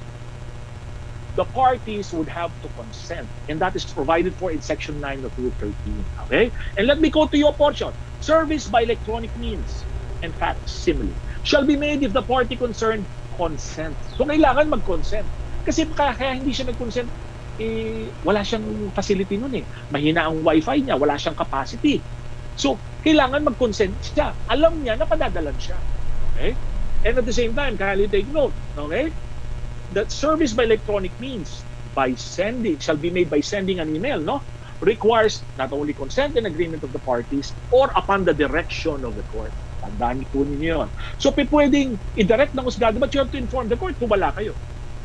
But again, for this facility to be availed of by the party, there should be consent of the parties. And that is found in Section 9, Rule 13. Para makita nyo, you could refer to that. Now, and because we're talking of electronic we're talking of electronic means or electronic mail, okay? Andito na po ako, no? Electronic means or electronic mail. Nasa next, na po ako? Slide ko, sa outline ko. You could change my slide. And I'm referring to what? Change of electronic address. Kindly take note, okay, that we have a duty and the party has a duty to inform the court within a period of 5 days of change of email address or facsimile number. Kailangan yun, duty natin yan to inform the court. Otherwise, and I'm referring now to Section 11 of Rule 13, okay, what appears on the record, yung naibigay ko na nun, mahigit ng 8 buwan, nagpalit pala ako ng email, nagpalit pala ako ng fax number, hindi alam ng husgado, this is presumed to be valid. You cannot take it away from the court. You cannot contest the court. O sasabihin mo, hindi na ho yan email ko, ba't di mo sinabi? You have a duty to inform the court of the change of email address within a period of 5 days from the change. Now, there's one thing that I would want to call your attention on. Alam nyo, kanina dinidiscuss natin signature, diba? Yan Section 7 yon. Rule 7, Section 3. Pinag-uusapan natin yan. Rule 7, Section 3. Makikita nyo doon sa original, sa old rule, alam niyo ba nakalagay po doon, that the lawyer, when he signs, commits to inform the court of his change of address. Otherwise, he could be disciplined by the court. Nawala po yun. Ang ibig ba sabihin yan, yan, sa mga practitioners? Ang ibig ba sabihin po niyan, kahit magpalit-palit ako ng address, hanapin niyo ako, hindi po. Because there are jurisprudence on the matter, and as our oath, as part of our oath as a lawyer, we should not cause delay in the dispensation of justice. And yan pong pag-inform sa husgado of your change of address is part of your commitment to help expedite proceedings in court. Kasi paano magpuproceed ng husgado? Balik lang ako ng konti, Kasi sa old rule, kaya ako napasok yan, naalala ko yan, kaya napasok yan. Nung bago po akong lawyer, dahil wala pa yung provision na yan. I was a lawyer in 1992, wala pa yung provision na yan. May mga lawyers, tagal na pala nagbalit ng opisina, wala. Kaya pala all of the notices sent by the court, ibalik ng balik. Tapos sabi ng judge, asan yung kakalaban mo? Ba't di umapit? Hindi ko po alam. And later to learn that he has changed his address. But the court cannot do anything about it. That's why you have the 1997 rule wherein it says, if you fail to inform the court of the change of address, you could be disciplined. Pero po nawala yan. But it doesn't mean your obligation is no longer there. My position is, that is still an obligation to inform the court of the change of address. Otherwise, baka humadimanda tayo ng isa tibo. Okay? Now, so that is what? Change of address. Let us now move on to discuss, ito po, pag-usapan naman natin yung presumptive service. Yan. Makakatulong to, and for students, this is good to know the concepts. For practitioner, we should know this because this will affect us. Okay? Maapektuhan tayo. At yung mga judges, alam ko po na mabuti ito sa kanila. Bakit ito mabuti sa kanila? Because the very moment, and this is a provision that is Section 10 of Rule 13, is a provision that has a very narrow application. Ito pong presumptive service na to, just to give you a historical background, this was, ayoko sabihin copied, or maybe the idea was taken from the litigation practice of Quezon City. Meron po kasi sila doon. I was also part of that. Meron yan. Na, yan pong presumptive notice, if the court, as appearing on the record, issues a notice of setting, a court setting, pag the court doesn't need to show na natanggap mo.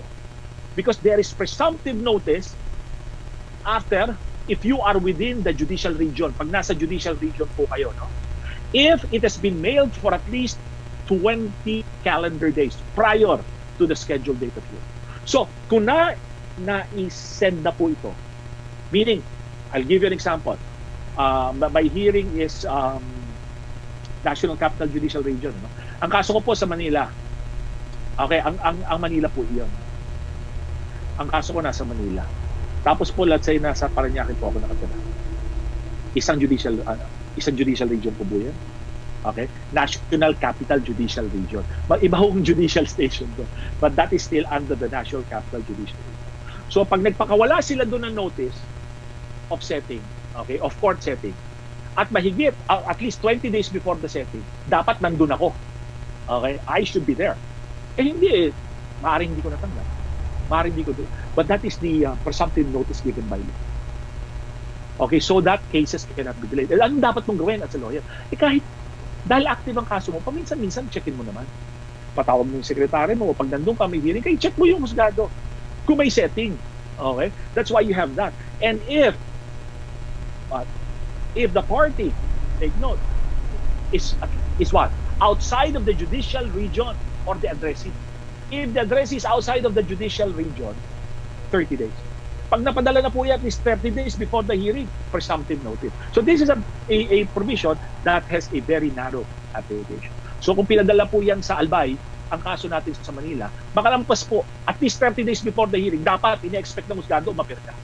Because there is what you call presumptive notice. Okay, now let's move on to the next topic in my outline. And my next topic is service of judgments and final order. Ito po yung sinasabi ko sa inyo kanina. Okay? And this is based on the old rule. Ano nga po ito? This was the old Section 9 of Rule 13.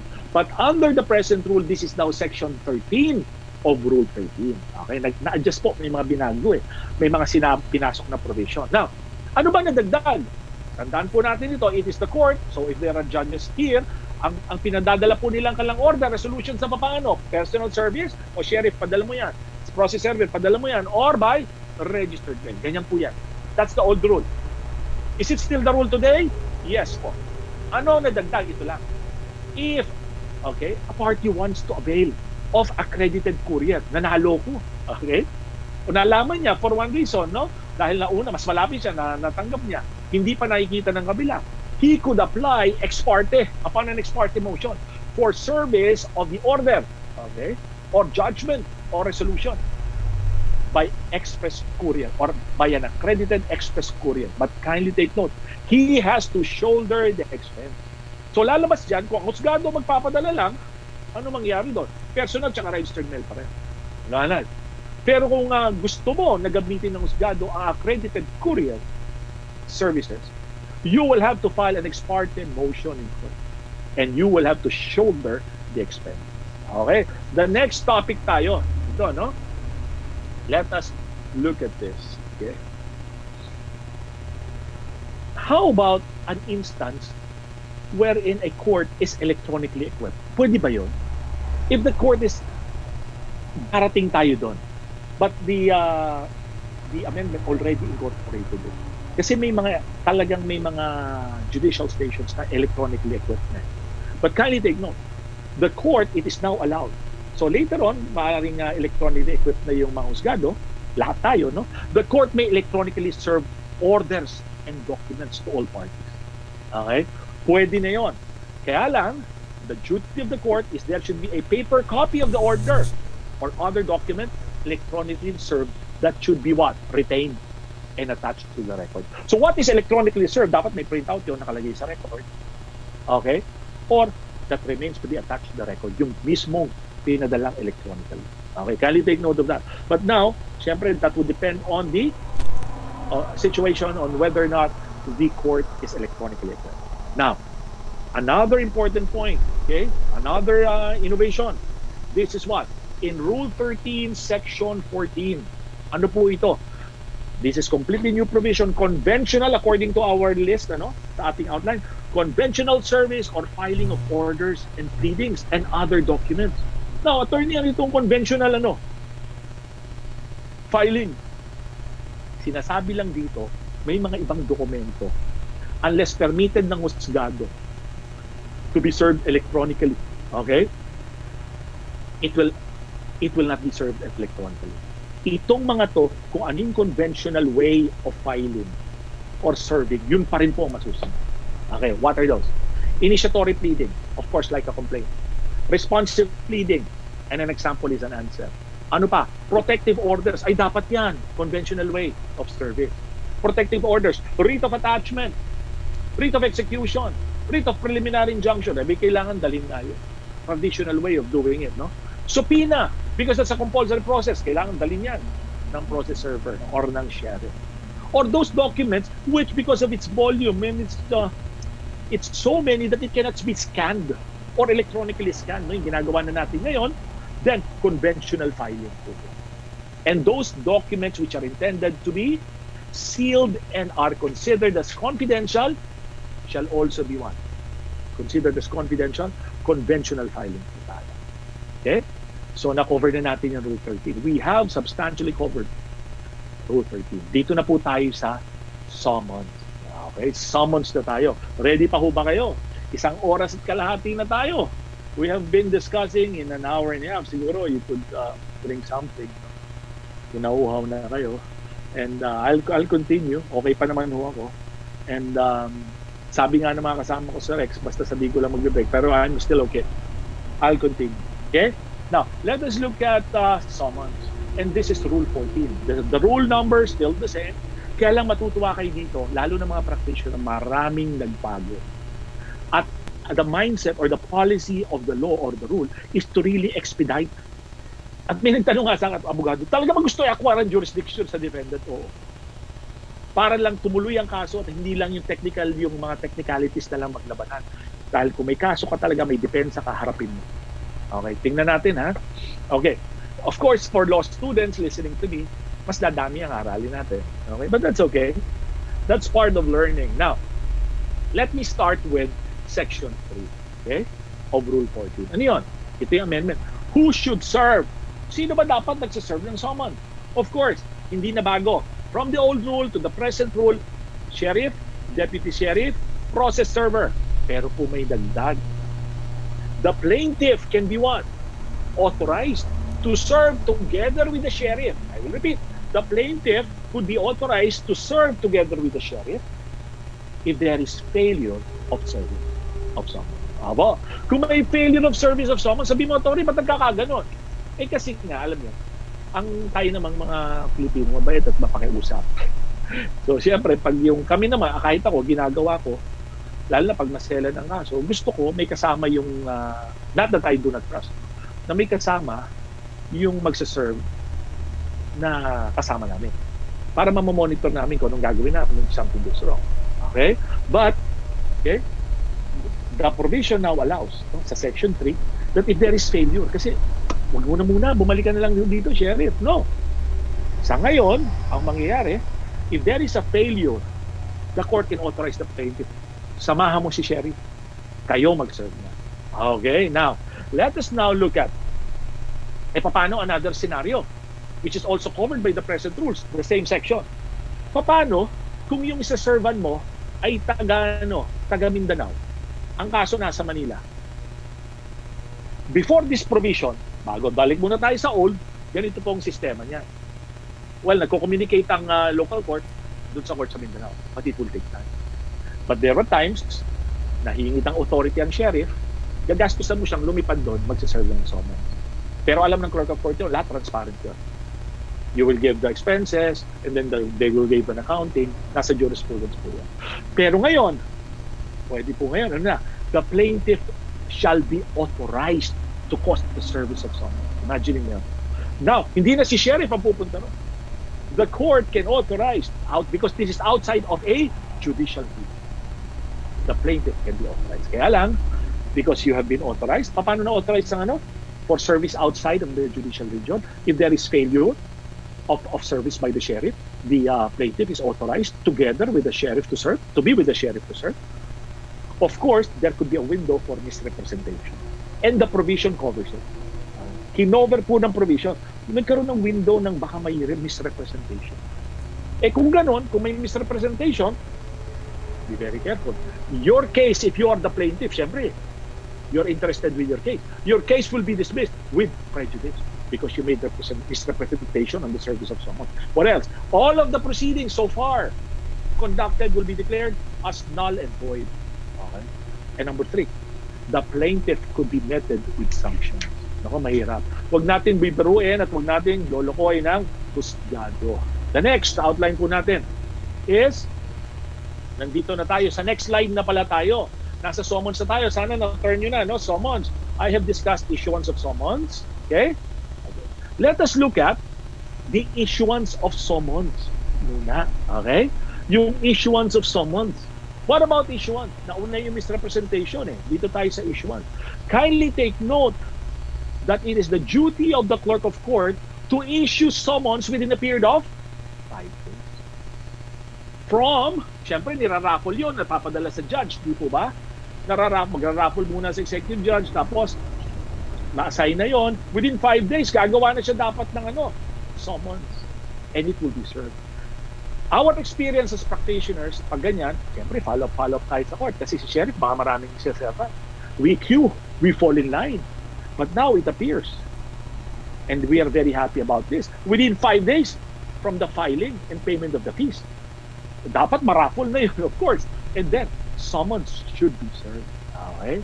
So, napag-usapan na natin, issuance of summons. Ano pa? Who should serve summons? And the third one is misrepresentation.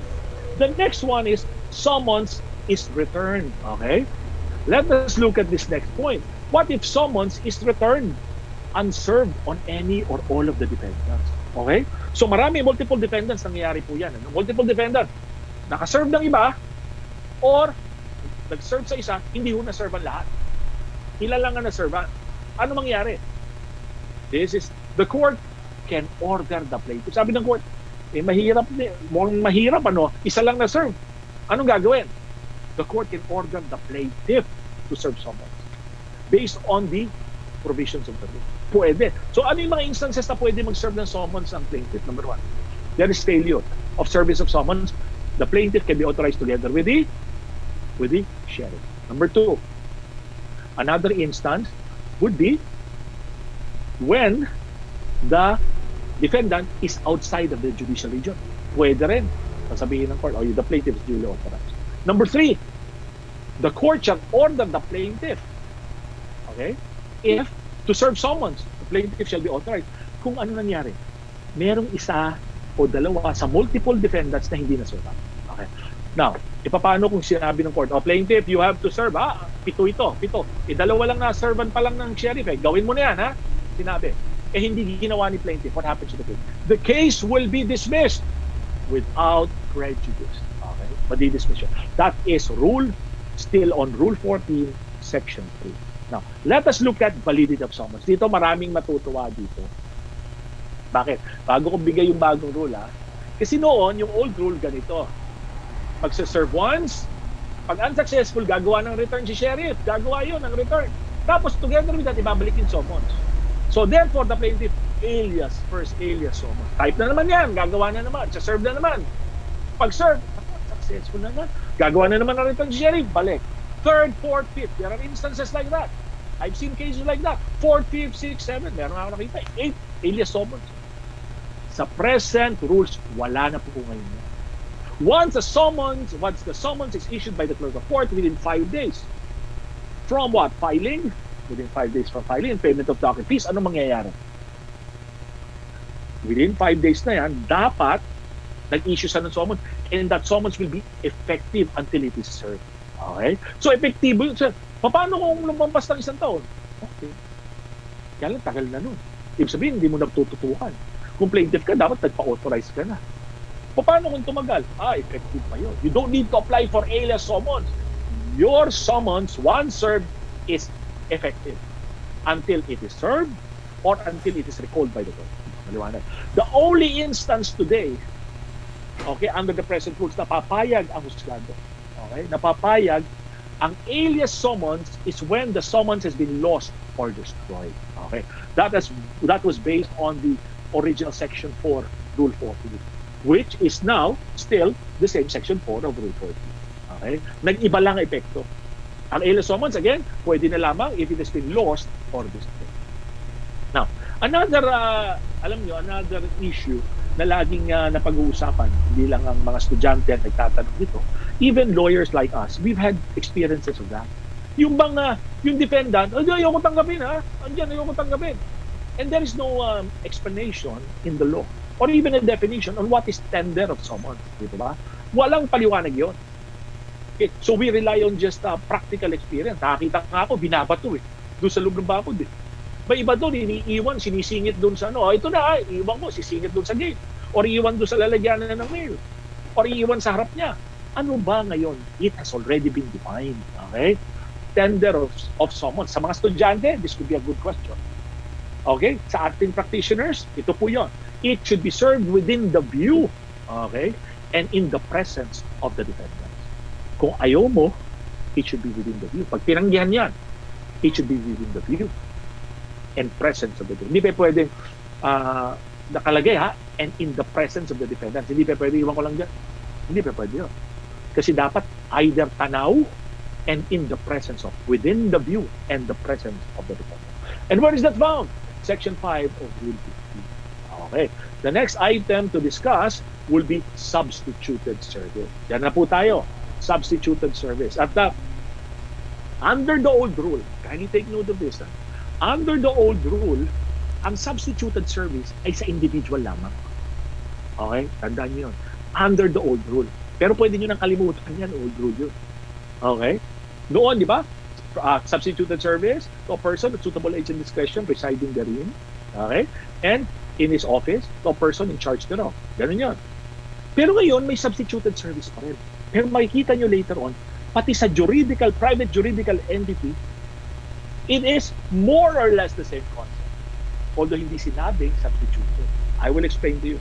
Okay? Now, let me start with this. Sa individual tayo. Individual substituted service. So, the effort for service of summons, on the service of summons should have been, ito yung tao, isa-serve ng sheriff. Pag tinanggihan yan, nag-refuse, ite-tender ko. Now, kunyari, hindi ko makita, pinuntang ko sa opisina, hindi ko makita, yun ang nakalagay dun sa complaint, ako ang sheriff, anong dapat kong gawin? Okay, this provision, makita nyo, mahaba, no? Mahaba, this is the present section 6. Mahaba. Alam nyo kung bakit? This was lifted from the Manoto case. Okay? This was lifted from the Manoto case. So, paano kayo ng substituted service? So, dito, in-outline na po yung substituted service. Number 1, is service in his residence to a person of sufficient age and discretion residing therein. And the person there who is of age should be at least, according to the provision, 18 years of age. Nakalagay na. Yung old rule kasi sufficient age and discretion. Ngayon, ang nakalagay, resident to a person at least 18 years of age. Okay? So, pag mababa sa 18, hindi pwede. Under the old rule, pwede. Kasi noon, bukas sufficient age and discretion. Kahit na 15, 16, pero mukhang may sufficient age and discretion, pwede. And residing therein. But now, at least 18 years of age, and what? Residing therein. Okay, now, second, paano pag sa opisina?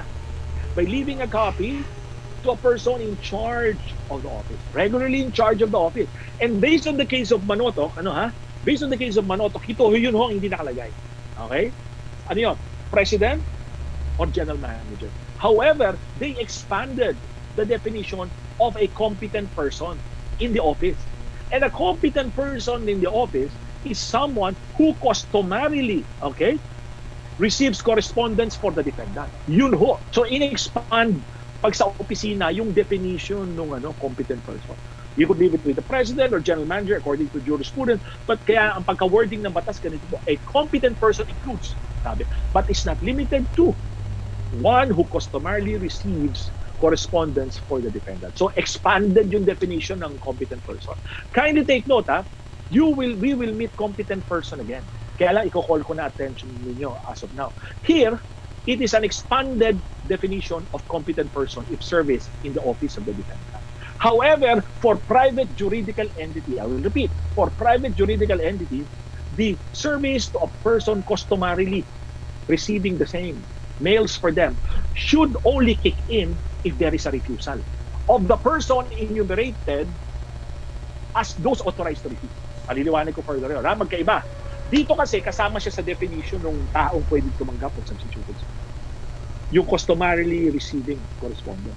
But in corporations, private juridical entities, this will only kick in if what? Service was not made upon president, general manager, managing partner, corporate secretary, treasurer, in-house counsel, or wherever they may be found, or to their secretaries. In-expand doon ka lang pwedeng pumasok doon sa customarily receiving correspondence from them. Okay? So, here sa tao muna tayo. Again, living with his residence, okay? A person at least 18 years of age, right? And residing therein. In his office, to a person, a competent person in charge thereof. That includes in its definition a person who customarily receives those types of communications or processes. And the next, ito yon. Ito yung kinover. Alam ko na maraming matutuwa sa inyo, lalo na kung kayo'y plaintiff. May mga instances at marami na po tayong narinig nito, kaya may konting jurisprudence po nito, ay ayaw papasukin sa subdivision eh. Because sabi doon, pagtawag doon, ayaw papasukin sa subdivision, sabihin, huwag mo papapasukin ha. Sabihin mo may-ari. So hindi ka makakapasok. The sheriff will be outside of the village. Another example will be condominium. The person is on the 24th floor. Sir, meron nung naghanap sa inyo, tiga-court daw. Pwede ho ba hindi, huwag mo pakakitin dyan. That's why there is what? The always effective service of summons. But in the light of the mandatory provision, okay, Pwede na, you could leave it to any of the officers of the homeowners association or the condominium corporation or the chief security of the building or the community. Nakita nyo, wala ka na talagang lusot pag service of summons. Okay? Iiwanan mo sa community yun, ano? Officers of the homeowner or condominium corporation. Pag wala pa rin, the chief of the security of the community or the building. Now, let us look at the last one. Another mode of service, substituted ito. Substituted, ano yun? By sending by electronic mail. But this should be with the permission of the court, if allowed by the court. Maaaring unsuccessful ka doon sa mga binanggit natin. Okay? Pero walang express provision na refusal. So, for now, susundin natin yan na gano'n ng proseso. Susubukan mo sa bahay, sa opisina. Tapos, susubukan mo kung nasa village siya o condominium, yan ang gagawin mo. But if you are unsuccessful, you could ask for permission from the court. That could be your last resort. Electronic na po. Electronic pwede. If permitted by the court, you could serve summons electronically. Actually, nagawa ko na po yan. But that is kasi before this amendment, that was allowed for foreign juridical entity. And still allowed, nagawa ko po yan for a defendant who resides in the US. Okay, now, let us now move on to service upon a private corporation or specifically upon a domestic,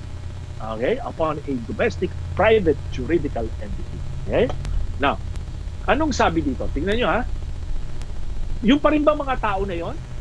Under the old rule kasi po yan.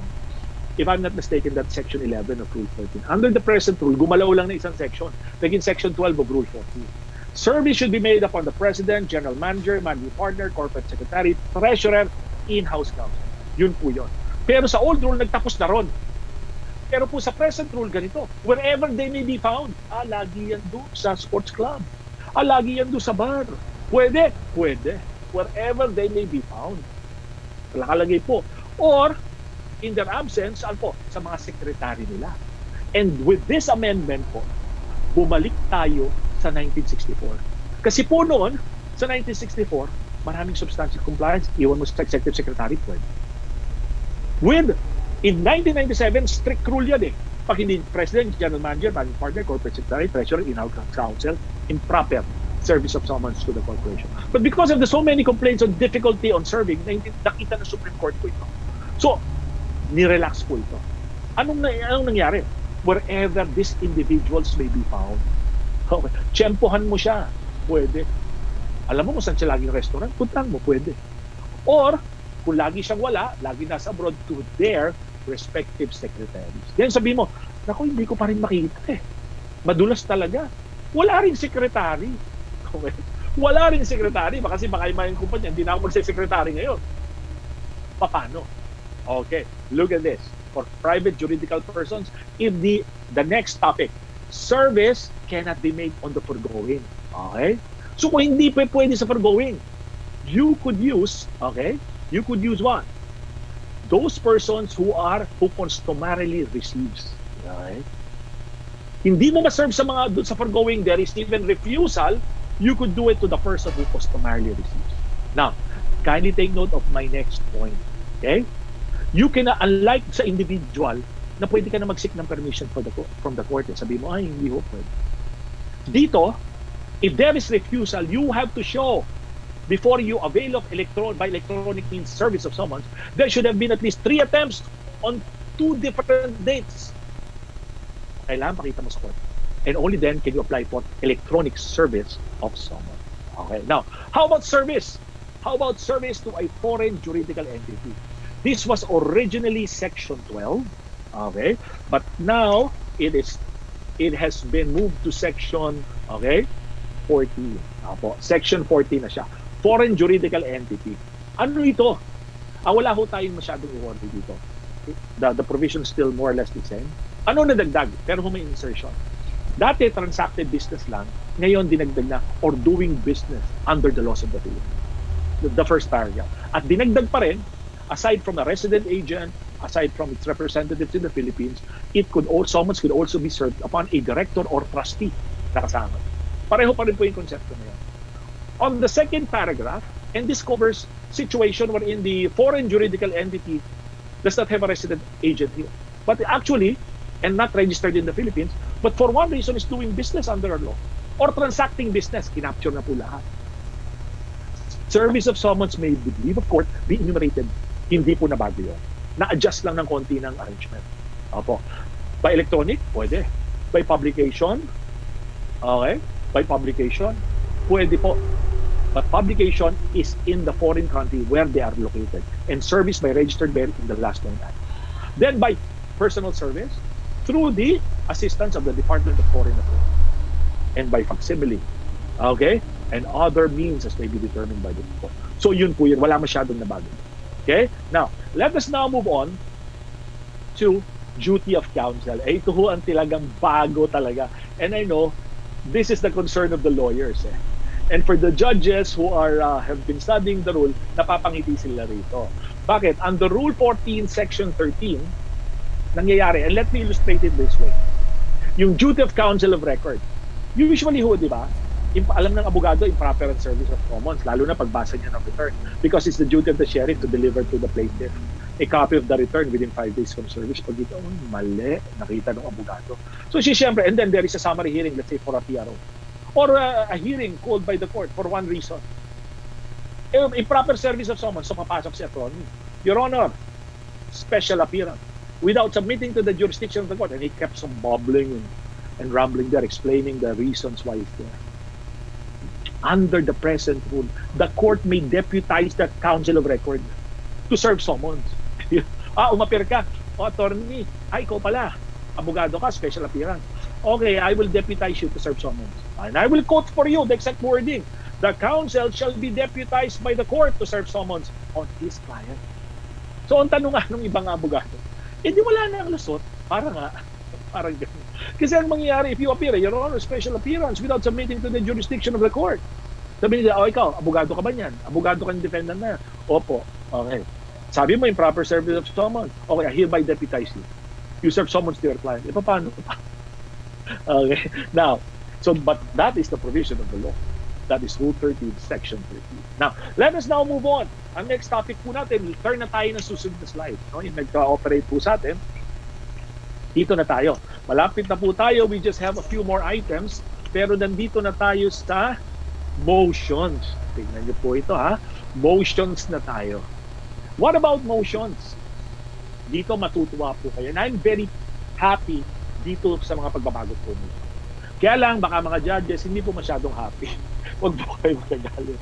Pero yung mga practitioners, palagi ko happy po. Maging happy sila rito. Bakit?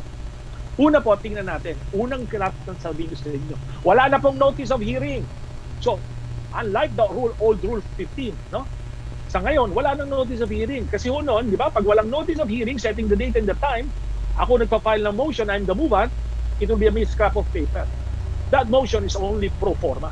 Walang value yun. Pero ngayon po, hindi ko na kailangan maglagay niyan. Because only the court can set it for hearing. Discretion ng husgado yun. Pero pag mag-file ako ng motion, kung gusto ko, wala nang hearing. Kasi doon ang delays eh. In the past, katulad nga po ng sinasabi ko, bilang bagong abogado noon, more than 20 years ago, papupuntahin ako, punta ka doon ha. Ano pong gagawin ko? May motion hearing eh. Nag-file ng motion yung kalaban natin, sigurado namang ibibigyan tayo ng period to comment. Habaan mo na lang dahil marami tayong ginagawa. So mga 5 days, 10 days, 15 days, o kung pwede, habaan mo pa. Ganun yung kaya tumatagal. So ngayon, wala na po yun. We cannot set it. It's only for the court. Pag nakita ng court, there's a need to set it, doon lang magsaset ang husgado. Now, motions in open court. Nakita niyo po? Motions in open court. Kindly take note that if a motion is made in open court, the court will have to act on it immediately. Okay? Immediately, pag anong motion mo? Okay, nag-argue kayo doon. O sige, mag-argue kayo. Then the court will have to resolve it immediately. But again, there is a second paragraph. Not all motions have basis in facts on the record. Meron pa mga motion na bigla na lang lumilitaw dyan. Sinasabi ng abogado, and there is no basis of facts on the record. So what can the judge do? Okay, kayo mag-submit kayo ng affidavit or deposition. Or the judge can schedule the hearing, whether partly oral, testimony or by deposition. Sabi niya, mag-hearing tayo, pwede. Okay? So, but if it's an oral motion that the court could dispense with, immediately the court will resolve it. But the only instance that the court could defer on it, the resolution in it, if ano, if there are facts not appearing on the record. Okay? If the motion is based on facts not appearing on the record, dyan may konting flexibility ang judge. O sabihin, sabit kayo affidavit, sabit kayo in deposition, o magpa-deposition lang kayo. Or the judge could set it for hearing, partly or wholly. Okay, now let us look at an important distinction. Ito po yung maganda rito. Yung tinatawag nating dinivide na, hindi katulad noon eh. Pag naalala ko sa Rule 11, sa Rule 15, pag tinuturo ko yan. All motions should have a notice of hearing for as long as it will not affect adversely the interest of the adverse. It will not prejudice the rights of the adverse party. Ganun ko po pinaliliwanag. Pero ngayon, meron ng non-litigious and litigious. Pero po kahit non-litigious at litigious, wala akong notice of hearing. Hindi ang lawyer or ang movant, hindi kailangan nun. Now, it is a non-litigious motion if it will not prejudice the rights of the adverse party. Ano yun? Motion for postponement, motion for extension, motion for issuance of alias summons, motion for execution as a matter of right, motion for issuance of writ of possession. Siyempre, sabi ng mga abogado, hindi ganito eh. Mapipigilan ka bang, kailangan ka bang mag-file ng comment? Wala akong comment yan, non-litigious. At hindi kayo re-require ng court mag-comment. Hindi gusto ko eh. Ayan, wala akong magagawa. Ano yan? Option ng abogado yun. Wala akong magagawa, pero wala sa batas yun. The only motions that could be subject of opposition or comment, subject of opposition or comment, are what you call the litigious motion, or those motions that will adversely affect the rights of the adverse party. Okay, or will prejudice the rights of the adverse party. What are these? Motion for bill of particular, judgment of the pleadings, summary judgment, motion for intervention, motion for new trial, motion for execution, motion for discretionary execution. Lahat po ng yan, ano yan? Litigious motion yan. And because these are litigious motion, kita nyo po, based on the outline, litigious motion, they will be what? Required, the other party will be required to file if he wants to file. Okay? I would want to be very clear with you. Pwedeng sabihin niya, hindi na ako mag-file. But he is given by law to file his opposition within a period of 5 calendar days from receipt of the motion. So hindi na kailangan sabihin ako, file ka ng 5 days. Hindi na. Pag natanggap mo yon, yung motion, sinerve sa'yo ng kabila party because there's a duty to serve it to you. Tatakbo yun ng mga araw, file ka ng opposition. Now, with the opposition or without the opposition, it is the duty of the court to resolve the motion within a period of 15 days. Oh my God, no? 15 days po yan. So again, ulitin ko po, no? Yung litigious motion, wala nang opposition yun. Pwede na i-resolve kagad ng husgado yun. Yung yung litigious po, non-litigious yun, ha? I'm sorry, non-litigious yun. Itong litigious, you will be given a period under the law. 5 days, calendar days to file your opposition form. With or without that, it is the duty of the court to resolve it within 15 calendar days from its receipt of the opposition or expiration of the period. Medyo, yun ho maganda. Kasi bibilis eh. Kasi yung minsan nagtatagal talaga because of the motions or resolutions of the motion. With all due respect po, nangyayari po kasi yun.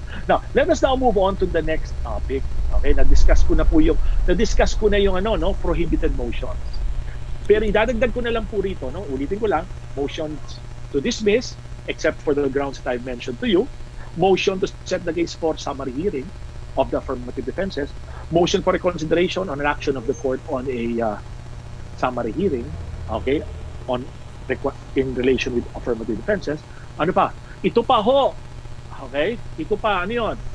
Yung pang motion to suspend, ginagawa to ng ibang abogado, motion to suspend proceedings kasi hindi pa siya nakakuha ng TRO, preliminary injunction, next level court, prohibited pleading po yun. Ano ba prohibited pleading? Motion for extension of time, except it's an extension of time of an answer. One time, 30 days. Motion for postponement. The only postponements that will be allowed by the court are based on act of God, force majeure, and physical inability of a party or a witness to appear. Okay, yun lang ho. Hindi na pwede kung ano-anong dahilan. But again, sasabihin mo, depende naman sa judge. Well, if the judge will allow, that will be subject to the opposition of the other party. But based on the rules today, the only grounds for a postponement is what? Act of God, force majeure, or physical inability of a witness to appear. Now, and kindly take note, based on the present provisions, Because at that point in time, during pre-trial, na-determine na po yung mga trial dates ng plaintiff at defendant. Abot po tayo doon. Pag yan ay nagpa-postpone ka, tanggal ang isang araw mo. You are still bound to continue within the period you have committed to the court. Okay, now, I will now discuss one more point. Wala po ito sa outline ko bago ko pumunta sa pre-trial. Ano yun? This is the last section of Rule 15 section kasi baka may naghahanap eh. Rule 15 section 13. This is the last section. Ano yun? This is a provision na kung yung naalala nyo na po, naalala po ng mga estudyante, yung Rule 16 section 1, F, H, and I. Alam, naalala nyo ba yung mga grounds na yun na binabanggit ko? F, H, and I. Ano yun? Number 1, res judicata in statute of limitation. Payment, waiver, abandonment, or otherwise extinguished. And I, unenforceable under the statute fraud. Pag yan na-dismiss ka based on that ground, okay, syempre na-dismiss dahil nag-file ng answer with affirmative defense. Hindi ka pwede mag-refile. Yun lang ang sinabi. But that is established by jurisprudence. And reiterated, it was part of the old Rule 16, transposed, yun pa rin. Anong remedy mo? Hindi ka pwede mag-refile. Hindi appeal. Okay, appeal ka. Now, let us now move on to pre-trial. Attorney, malapit na ba tayo? Abay, nakakadalawang oras tayo. Malapit na po. Pre-trial na tayo. And just for some sort of guidance, para dun sa mga naiinip, for some sort of guidance, ang amendment po kasi, ang bulk niyan, nasa Rule 6 hanggat dun sa Rule 25. Of course, yung applicability nandun ho sa likod. Okay, sandali, sabihin ko na nga, baka magkalimutan pa tayo dito. Ang applicability po nito ay ito, ha? Sabi ng Supreme Court, nasa last provision po yan ng Rules of Court na mababasa ninyo as amended, yung salient portion po nun, makikita nyo sa likod that it will apply to cases to be filed after May 1. Okay? Cases to be filed after May 1, number 1, and those already pending. Okay, to the extent it's applicable. Okay, to those already pending, mag-apply na po yan. Unless, and this is the exact wording of the law, kukunin ko na, I will copy the word, opinion of the judge. Okay, that it will be to the best interest, okay, and justice, it will be for the best interest of justice, that the old rule will be applied. Discretion niya yun, but in his opinion, not my opinion. So sa ating practitioner, ang nag-a-apply na ngayon ay ano, itong 2020. Okay? 2020. For those cases to be filed and those cases which are pending. Now, let us now proceed. Dito na po tayo sa pre-trial. Okay, pre-trial na tayo. Dito rin ho maraming pagbabago. Maraming pagbabago, and kindly take note, the mindset of the drafters when they suggested these provisions was really to expedite the proceedings. At yung pong marami, alam nyo, maraming minsan hindi natin maiwasan, mayroon pa talaga mga nagsasalita, and sometimes masakit sa atin na practitioner. Okay, masakit sa atin na lagi umapit sa court na, di, wala naman, but minsan nakakarinig pa ako ng ganito in the use of practice. Bakit ka naman naglilitigate pa, nasasayang lang ang oras mo. I've heard that a number of times. Pupunta ka doon, naghihintay ka lang naman, maghihintay ka, tapos kakansilahin ka rin naman. I've heard that. And when I hear that, syempre hindi ako masaya kasi talaga ako naglilitigate. And to see this now happening, masaya po ako. And I know that the practitioners and the judges, masaya po dito. Because this shows the direction of our court. The Supreme Court, talagang pabilisin na po ito. Kasi nag-complaint minsan nga kahit biro lang masakit magkaso ka, di ba tagal? Sabi nila. Parang para ba yung practice mo walang value. Yung gano'n. So now, it's very good na marami po tayong mga amendments na nakikita po na. Let's look at the pre-trial. Sisimulan ko po ito sa issuance of what? The pre-trial notice. Okay? Issuance of pre-trial notice. Ano ba nakalagay? The issuance of pre-trial notice within 5 days. Okay? Within 5 days from the filing of the last responsive pleading. So pag nag-file ng answer, bilang ng 5 araw, pagkatanggap ng husgado, or may reply, because a reply was allowed, 5 araw, the court will issue what? A pre-trial notice. But should be what? No later than 60 calendar days from the filing of the last pleading. Okay? So meron silang maximum. Dapat bilang sila, kasi syempre hindi naman yung gagawin lang basta bilang. Binibigyan sila ng margin. 60 days now, within 60 days. Dapat from the what? From the filing of the last responsive pleading, dapat nag-set na sila ng pre-trial. Nag-issue na sila ng pre-trial notice. Under the old rule, ganito po ito. Bigyan ko, under the old rule kasi ganito. The plaintiff will have to file an ex parte motion to set the case for pre-trial. Yan po ang nakalagay dun sa Rule 18 Section 1, old rule. Tapos, yun lang ho nakalagay. And then you have to apply the guidelines of 2004. Why? Because it says, from the filing of the last pleading, which is maybe the reply, 5 days from the filing of the last pleading, the court, you will file your ex parte motion. And only if you don't file, will the court come in, set the case for, issue a pre-trial notice. Ganun yun. And that is based on the case of City of Lapu-Lapu na in-explain ng husgado. Pero ngayon, umikli na. Kasi yung plaintiff baka makalimot pa. Within 5 days from the filing of last pleading, but within 60 days from that last filing. Pero ito na lang, magulo pa yung 60, within 5 days. Dapat nag-issue na ang husgado ng pre-trial notice. Now, what are the pre-trial requirements? Dito tayo, no? The next point. Pre-trial requirements, what are those? Ito po, lalo na sa mga practitioner dito, huwag kayong mag-worry kasi ginagawa nyo na ito. This is something that you've been doing. We have been doing. And for kaya lang mga estudyante, sir, nga ba? Mahaba ito. Nasa section 2 to of Rule 18. If I'm not mistaken, section 2 of Rule 18. Tingnan nyo to ha. And I will explain it for the students na mas simple. Kasi mga abogado, kabisado na to. Ang nangyayari when we go to a pre-trial, preliminary marking. Kaya nakita yun, mark their respective evidence. Marking, mark ka na. Kaya yan, nagkakaroon ng pre-trial para hindi na ima-mark as the witnesses are presented in court. Next, to examine and compare. Okay, gagawin mo. And naturally, hindi naman nila iniiwan yung original. The originals are not left in court. So what is marked is the copy, which is a faithful reproduction of the original. And there will be what? An examination and a comparison. Kaya kailangan yun.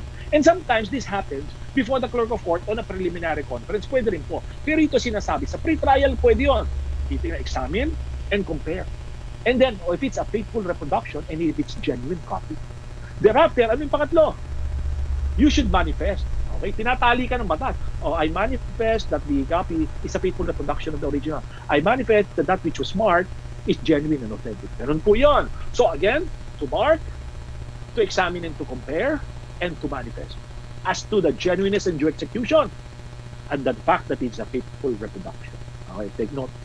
Ito po, yung susunod, yung pong waiver of objections. Dito po tayo.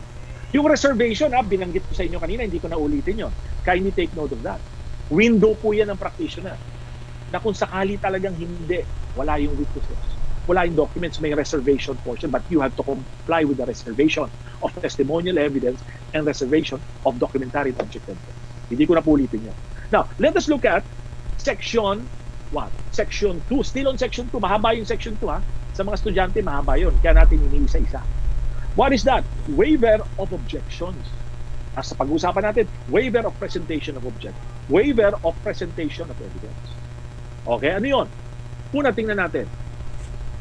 If the party or counsel fails to appear during pre-trial, hindi ba, Tony, dapat dismiss na hindi. Hindi naman laging na-dismiss pag plaintiff or defendant, the plaintiff will be allowed to present ex parte. Hindi laging ganun. Maring na-dismiss lang, wala kang dahilan naging absent. Si judge naman, ayaw naman, hindi naman dismiss. Ano mangyayari?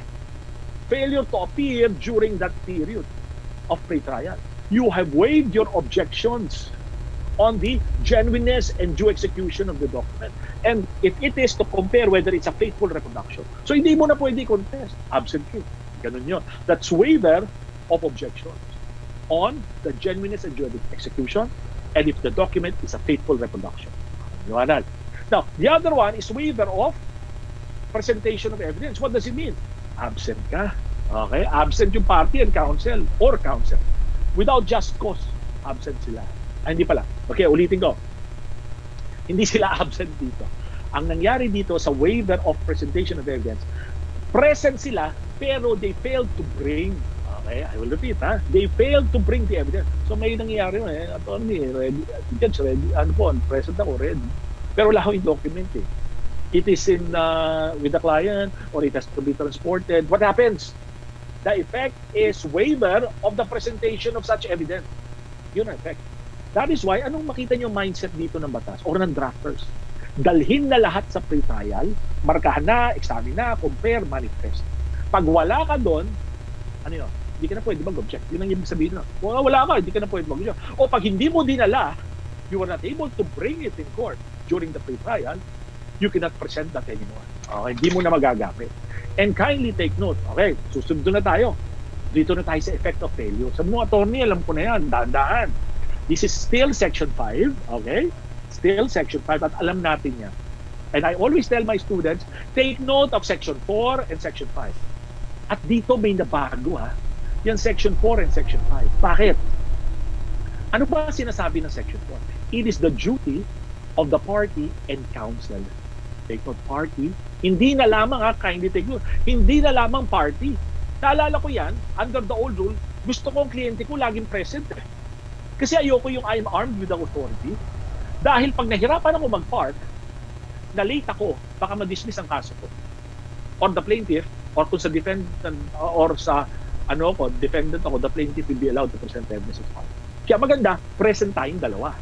However, with the amendment, during pre-trial, not only is the party required to be present, the lawyer is also required to be present. So absence of anyone will result to consequences. Ganun na ka-serious yan. Pati tayong abogado, kailangan present tayo and on time tayo. Okay, now, babalikan ko yung Section 4. Ano sabi ng Section 4? It is the duty of the lawyer and the party to appear not only sa pre-trial, court annex mediation, and judicial dispute resolution. Duty natin umappear doon. At kung hindi tayo makaka-appear, dapat may representative duly authorized. Section 4 yun. Liwanag? Now, punta tayo sa Section 5. Ito yung effect. Ito yung kadalasan na may memorize na estudyante. Ano nga yung before, under the old rule? If the plaintiff is absent, napagsaraduhan ng court, nasa hagdanan na ay natawag na ng bagong kaso, mahigpit si judge, your case will be dismissed. If you're the defendant, ganun na nangyari, wala ka doon, nung tinawag ang kaso mo, the plaintiff will be allowed to present. But with the amendment, ito po ang amendment, the consequences applies to the lawyer and the party. Hindi na lamang sa party. And kindly take note, these consequences of dismissal and presentation of evidence ex parte against the defendant applies also not only during pre-trial absence but also including court annex mediation and JDR. Attorney, sa mo napulot yun? Wala mo nakalagay. Sandali po, babasahin ko para precise tayo. Okay? Anong nakalagay? When duly notified, I'm reading Section 5, the failure of the plaintiff and counsel to appear without valid cause, when so required, pursuant to the next preceding section. Okay, sabi. The next preceding section shall be cause of dismissal. Ayan, no? So, in consequences na yan, mangyayari. So, you cannot ignore court annex mediation, you cannot just ignore judicial dispute resolution. Okay. Now, ito pang maganda. Kasi noon, okay, wala yung defendant. Kailan kaya ni judge i-set yung no? Kailan kaya ni judge i-set yung plaintiff's presentation of evidence ex parte? Di ba? Kailan kaya? Ngayon, based on the provision, within a period of what? 10 days. Plaintiff to present her evidence ex parte within 10 calendar days from termination of pre-trial. So, from the termination, kunyari, tapos na, tinerminate na ni judge ang pre-trial nung araw na yun dahil hindi umapir ang defendant within 10 days. Okay? From termination, the plaintiff will be allowed to present evidence ex parte. Okay nyo? Ganun na, yun ang maganda. So immediately, once the pre-trial is done, the defendant was not there, okay, presentation of evidence for the next 10 days. Okay. And the judge will have an opportunity to render a judgment. Now, let us look at the next topic. Okay? We are now on the next slide. Sana nalipat nyo, no? Nakirit away ako. Nalipat nyo na dapat. Nandito na tayo sa presentation of evidence and waiver. Okay? Presentation of evidence and waiver. We are just on our last two slides. So malapit na tayong matapos. We have sufficient time and I hope you're still with me. Patapos ako tayo. 2 slides na lamang tayo. The next question would be, in our slide would be, presentation of evidence and waiver. Ito po, okay, this is in Rule 18. Okay, I'm sorry, Rule 18, Section 7. Rule 18, Section 7. Huwag kayong mag-worry dito, itong presentation of evidence and waiver. Because this is already in the judicial affidavit rule na inilipat lang po. It is the same essence. Ano yun? The direct testimony of the witness will be in the form of a judicial affidavit because in all civil cases, whether MTC, RTC, judicial affidavit na tayo. Hindi ko pa mamasukan yung criminal procedure. Dito muna tayo. At meron ho nagtanong, bago pala ako matapos at makalimutan, sabi, ito, paano naman yung karapatan ng akusado? Hindi po, civil procedure ito. Okay. civil cases po ito. Yung criminal procedure po, covered po yan, may continuous trial, which is a supplementary circular of the Supreme Court that was issued in 2017. Iba po yan. Okay? Dito, in civil cases, in lieu of direct examination, judicial affidavit. Okay? And of course, after the judicial affidavit is identified by the affiant, the witness will be ready for cross-examination. Now, paano kung absent yung other party? Absent yung other party. He cannot conduct his cross-examination, of course. Waiver yun. Okay, yun effect. And nasa judicial affidavit rule din yan. Waiver of objections on the questions, and then yung question leading. Yung isang question, number 8, is leading. Because you could object. Conclusions of fact, conclusions of law. That's a way. That's waived. You cannot object anymore. And you cannot conduct cross-examination. Again, siyempre may mga judges very reasonable. Sige, bigyan natin one chance. Kawawa naman. Okay? But again, this is the provision of the law. You cannot take it away. This is the provision of the rule. You cannot take it against the judge pag in-apply niya yung rule. So we have to follow the rule to the letter. Now, this is another thing I think that we have to remember to help the practitioners, and at the same time ang mga students, matandaan ninyo, lalo na yung mga na-lecture ko sa inyo, nag-iba yan. Bakit? Nung araw, old muna tayo, old rule. Nung araw, ang mangyayari, pag pre-trial, di ba, scheduled pre-trial, for example, today. Ngayon, hindi matutuloy yon. Pag lalabas si judge ng order, ano yon? Referring the matter to an arbitrator. Okay? To a mediator, not arbitrator, a mediator. Or to a court annex mediation. I-refer yun, may order yun. So, walang pre-trial proper. Okay? Matapos doon, so, andun, mga 30 to 60 days. Babalik ang record pag unsuccessful. Ngayon, si judge, ano mangyayari doon? Judicial dispute resolution, because we have a judicial dispute resolution rule. Anong nangyayari doon? The judge, to whom it was originally assigned, will conduct the judicial dispute resolution. So, ano mangyayari doon? Pag unsuccessful, he will have to inhibit himself unless both parties agree that it will continue with it. Tapos, doon lamang tutuloy ang pre-trial proper. So, madidelay yun, magrarapon, mag-a-assign. So, easily, mga 1-2 months na naman yun. Okay? Maliban lang pa pag may issue pa sa ibang pinagtatalungan. Kaya po ngayon, bumilis. Ito maganda, and I would want to say that this is the brainchild of our present Chief Justice Peralta. Naalala ko, sinabi niya, ito dapat. Kasi ganito na po sa criminal cases. Ano mangyayari? Ang nangyayari po, ang mauuna na is pre-trial proper. So that issues are joined. Okay? Ang mauna, pre-trial proper. After issues are joined, okay, anong masasabi? Tapos na pre-trial, shall refer the parties to a court annex mediator. Doon lang po yun. And the period for the court annex mediator to try to help the party compromise will only be a period of 30 days without further extension. Siyempre, alam niyo may mga partner, hindi ho, medyo maganda ho usapan namin. Nakikita kami sa Starbucks. Ganun ho. Kaya lang, tandaan nyo, 30 days lang binibigay ng rules. So, tandaan po natin, no? Pre-trial, after issues are joined, okay, tatapos ang na-terminate ng pre-trial, doon ka pala magkakaroon ng court annex mediation. Ganun po yun, ha? Ganun lang po magkakaroon. Court annex mediation. 30 days lamang, without extension. Matapos po noon, at nakita ng judge, pwede, baka masettle to kahit na naging failure yung court annex mediation, mag-JDR. But the JDR will not be before the judge. It will be assigned according to Section 9 of Rule 18 to another judge who will conduct a judicial dispute resolution within a period of 15 days. If it becomes unsuccessful, babalik na ngayon sa judge na nag-conduct ng pre-trial proper. Alam na niyang issues na settle, na determine na lahat ng mga ebidensya, na marka na, tuloy na kami ng trial. That's the beauty. So that is how it is today. So take note of that Section 8 and that Section 9. That's the order na ngayon ng pre-trial and court annex mediation and JDR. Okay, now, let us now move on. Dito na tayo sa judgment after trial. This is very important. Ito po ito. The judge, di ba sa summary procedure lang po yun? Ang judge ay pwedeng summary procedure. Ang judge ay pwede pong mag-render na ng judgment. Pero po hindi ito, ibang summary procedure. Binibigyan ko lang ng konting pasakali. Bakit? Under the provision po, okay? Under the provision of our present Rule 18, Section 10, the court could already render a judgment motu proprio. Okay, paano yan? The answer does not tender an issue, or otherwise admits the material allegations of the complaint, or there is no genuine issue as to material facts, or there are what? No more facts controverted. Anong pwede? The judge can motu proprio include. So maglalabas ang judge ng pre-trial order, at sa pre-trial order na yon, sasabihin niya ano? Sa pre-trial order po na yon, ay sasabihin niya, magre-render na ako ng judgment on the pleading. That is the power given out to the judge. Okay?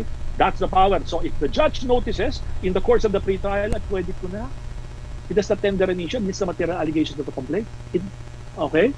Or there are no facts controverted, pwede na ako mag-judgment. The judge can do that motu proprio to include that in the pre-trial order, that it is submitted for summary judgment and judgment on the pleading. Now, what is the period of the judge to render a judgment? Okay? From the termination of the pre-trial. Pag sinabi niya, mag-render na ako ng judgment, sabi niya, shall be rendered within 90 calendar days from termination of the pre-trial. 90 days. Now, kindly take note. Baka sabihin ng iba, hindi, questioning ko yan. Yung pre-trial order na yan, I will question. Hindi siya pwede mag-summary judgment on the pleadings. Kindly take note that there is a provision in Section 10 of Rule 18. Ano sabi diyon? No appeal or certiorari. You cannot question. Okay? No appeal or certiorari. Okay? Shall not be subject to the order to submit the case for judgment. Now, sabihin nyo, may mga practitioner, parang unfair naman ho yan. Paano kung grave abuse of discretion? Ganito po yan. Siyempre, binibigyan ng presumption of regularity yung mga judges natin, kabisado lang ginagawa nila. At kitang-kita na yan. Besides, you still have a remedy eh. Your remedy is, you have to go to trial, okay? Ang remedy mo, pag dinismiss, o ano man judgment niya, pwede mo i-appeal later. Ang sinasabi hindi pwede i-appeal dito, or ang certiorari, is yung order na sinasabi niya, isa-summary judgment ko na yan. Ha? I would want to be very clear. Pero pag nag-render siya ng judgment, pwede ka, may remedy ka, pwede ka nga mag-appeal. Eh. Okay? Ang hindi mo pwedeng i-appeal or certiorari is that order saying, I will subject this to summary judgment or judgment. Next, malapit na po tayo, ha?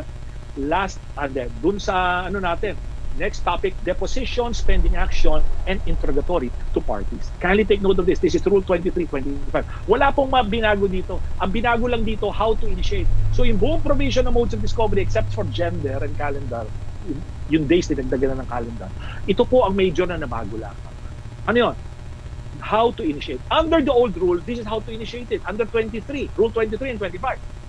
After the court acquires jurisdiction, but before answer, you file a motion. You seek leave of court. So you file a motion.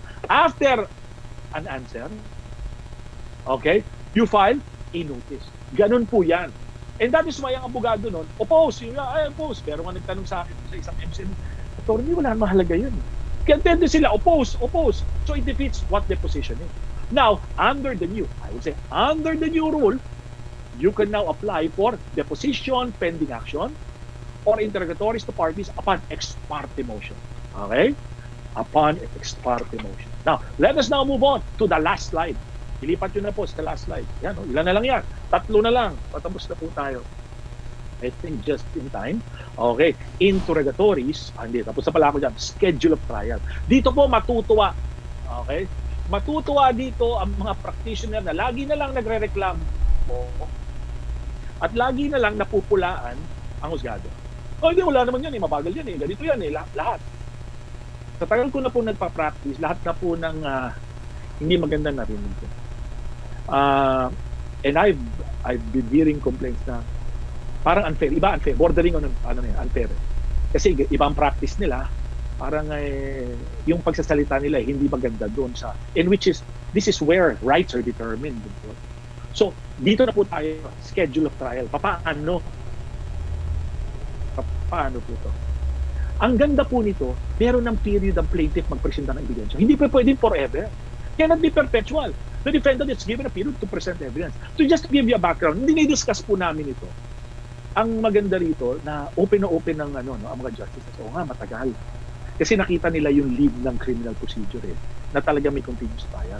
And then I also shared that because sometime in 2018, I was invited in Suffolk Law School as a visiting scholar. I observed courts in Boston. Nakita ko po doon na kahit na let's say nag-pre-trial ngayon, kahit na matagal ang next hearing after 3 months. Pero once nagsimula ang trial, dire-diretso na yun, tapos na yan. Once the trial or the presentation of evidence commences, 9 to 2, 9 to 2 every day. Ganun po yun. So now, our courts, ano bang parameter? Plaintiff's presentation of evidence, 90 days or 3 months. Ayan. At kung magpapostpone ka, babawasan yan. And that 90 days includes judicial dispute resolution. Sasabihin na, 90 days na, kailan magsisimula? Within 30 days from the termination of what? Pre-trial conference. So from the 30 days from termination of pre-trial conference, dapat nakapag-issue na si judge ng pre-trial order. Kasunod na nun, trial, plaintiff's presentation of evidence. With the period of 90 days only, pag nag-postpone ka niya, mababawasan niya. And the court will not give you additional days. And that includes judicial dispute resolution period. Okay. How about defendant? The same period. 90 days rin po. Okay, 90 days. Now, that is, what if there are counterclaims, third-party complaints? If there are third-party complaints, counterclaim, cross-claim, then of course the other parties will be given chance to present evidence. And that is also a period of 90 days. 90 days. Now, paano kung may rebuttal? That is usually when the defendant, okay, presents what? A new matter. Like for example, his defense is payment, waiver, and the like. Sabi ng plaintiff, I would want to rebut that. Rebuttal evidence, I mean. And the court grants him 30 days for rebuttal and so rebuttal. Yun na yung total po nun. Okay? So maganda. So if you count it, parang 90 days, plaintiff, 90 days, defendant, di ba? Tapos pag may ibang third-party complaint and cross-claim and the like, plus 90 o plus may rebuttal, so the entire proceeding, sabi ng court, under the rules, would be what? 300 days lamang. Okay? 300 days. Yun ang sabi. 300 days or 10 months. Now, that will be shorter. Iikli po yan pag walang pag walang mga third-party complaint, cross-claim. 6 na buwan, hopefully. 6 months or 180 calendar days. Now, the period for the court to render a judgment, and this is very good because it already is provided for in rules, it's a period of 90 days. It's a period of 90 days. Hindi ko katulad dati, nahiya kami, parang tagal na. Kaya nakakatakot naman, nakakahiya naman magtanong, baka ma-offend si judge. And sometimes the clients will be asking, attorney, isang taon na, submitted na yan, anong gagawin? Wala pa nga ho, let's wait a little. O ba't di pa tayo mag-file a motion to resolve? Nasa sa inyo. And then we have to explain the consequences of filing this. Because sometimes you don't want to offend some judges, right? So, ganun na po. Period for judges to resolve, a period of 90 days. With or without memorandum. Ganun po yan. Now, dito na po tayo sa oral offer of exhibit. What about oral offer of exhibit? Ito po yon. Again, this is Section 6 of Rule 30. Lahat po ng periods of trial nasa Rule 30 po yan. Section 6 of Rule 30, and what does it say? Before I proceed, kindly take note that this was likewise taken from the Judicial Affidavit Rule. Because under the Judicial Affidavit Rule, the offer of testimonial, the offer of exhibit, okay, or formal offer of exhibit should be what? Ano po ito formal offer of exhibit? Should be made orally. At may experience po ako yan, na mangyayari yan, sabihin ni Judge, tapos ka na sa testigo mo ngayon. Okay, make your offer. I will say, Exhibit A, I will state the purpose. Sali, attorney, ba't di mo sinabi yung dokumento? Because the court, under the Judicial Affidavit Rule, assumes that every one of us, na parties tsaka court, alam natin kung anong purpose natin. So, Exhibit A, what is the purpose? Exhibit B, the purpose. But some judges would allow it. State ko yung yung dokumento na yun. Exhibit C and so forth. And then the other party, are you done? Okay, object. Then the judge will have to resolve. That is now the offer of exhibit. And shall be made orally according to this provision in accordance with Section 34 to 40 of Rule 130. Now, demur to evidence. Patapos na po tayo. Ito lang nadagdag. Pareho pa rin ba ang concept? The concept is still the same. Meaning, you only file a demur to evidence after the plaintiff has completed the presentation of evidence and on the ground of insufficiency of evidence. Yun. May nagbago? Wala. Yung epekto, pag ginrant, pareho pa rin. Okay? Ano yung dinagdag? Ito po. Pag nag-file ka ng demur to evidence, dininay ka, you cannot file what? You cannot file a certiorari, prohibition, mandamus, or even an appeal until after the termination of the case. Hintayin mo matapos ang kaso. Now, don't react. This is the same as in Rule 119, Section 23. This has always been the rule in criminal cases. Kasi otherwise, tatagal yan eh. Bakit? Hintayin mo pa yon. May ibang judges, hintayin yan. Judicial courtesy until the defendant cannot present the evidence. Okay? So today, while you could still file a demurrer evidence, if it's denied, okay, you can file certiorari, prohibition, mandamus, or even an appeal. So ano dapat mo gawin? Proceed to present evidence. The next and finally, ayan, huli na po tayo. Actions on motion for judgment on the pleadings or summary judgment. Attorney, ano nabago rito? Well, yung grounds hindi naman nabago. Okay? Ito yung nabago. And this is where I also received questions. Nakatanggap rin po ako ng katanungan dito. Ang tanong dito is ito, and I will quote it to be precise, no, and accurate. Pareho yung provision ng judgment on the pleadings and summary judgment. Pag ako po'y biglang nawala, para humina yung aking humina yung aking signal. Ay, hindi pala yung signal, yung nagsasabi na low battery. Babalik ko ako kung sakali ako mawala. I will read this portion. Ito ho kasi yung sinasabi nilang hindi lang masyado maintindihan. And any action of the court on a motion for judgment on the pleadings shall not be subject of an appeal or petition for certiorari, prohibition, or mandamus. And that is the same. That is the same for both judgment on the pleadings and summary judgment. The question that I received was this. Sabi niya, hindi pa paano yan? Pag nag-render na ng judgment, hindi ako pwede mag-appeal. Kasi nakalagay, any action of the court will not be subject of an appeal or certiorari, prohibition, or mandamus. But I see this more attuned with Rule 18. That any order of the court saying, kasi ho ngayon, ang judge pwede na motu proprio mag-judgment on the pleading, summary judgment. Pwede ho motu proprio. Unlike before the old rule, only upon motion of the party. And there are so many jurisprudence that judges were sanctioned because without a motion, they rendered judgment on the pleading, summary judgment. But now they could do it motu proprio or upon motion by the other party because binigyan na po talaga ng himpi ng judge. Kung papag-aralan niya ng kaso, wala naman talaga, huwag na pahabain. Huwag na mag-trial. So ano yung tingin ko rito? Based on Rule 80, if the judge says, takes an action hindi, mag-judgment on the pleadings ako. Okay? The judgment on the pleadings ako, summary judgment. That is not subject of an appeal, certiorari, prohibition, or mandamus. Okay. So I think we have covered substantially or practically all that I have prepared for you. And I think that's around 95 to 97% of the provision. Pero siyempre, sasabihin ko lalo sa mga estudyante, huwag kayong umasa lang sa lecture ko. Basahin niyo yung rules.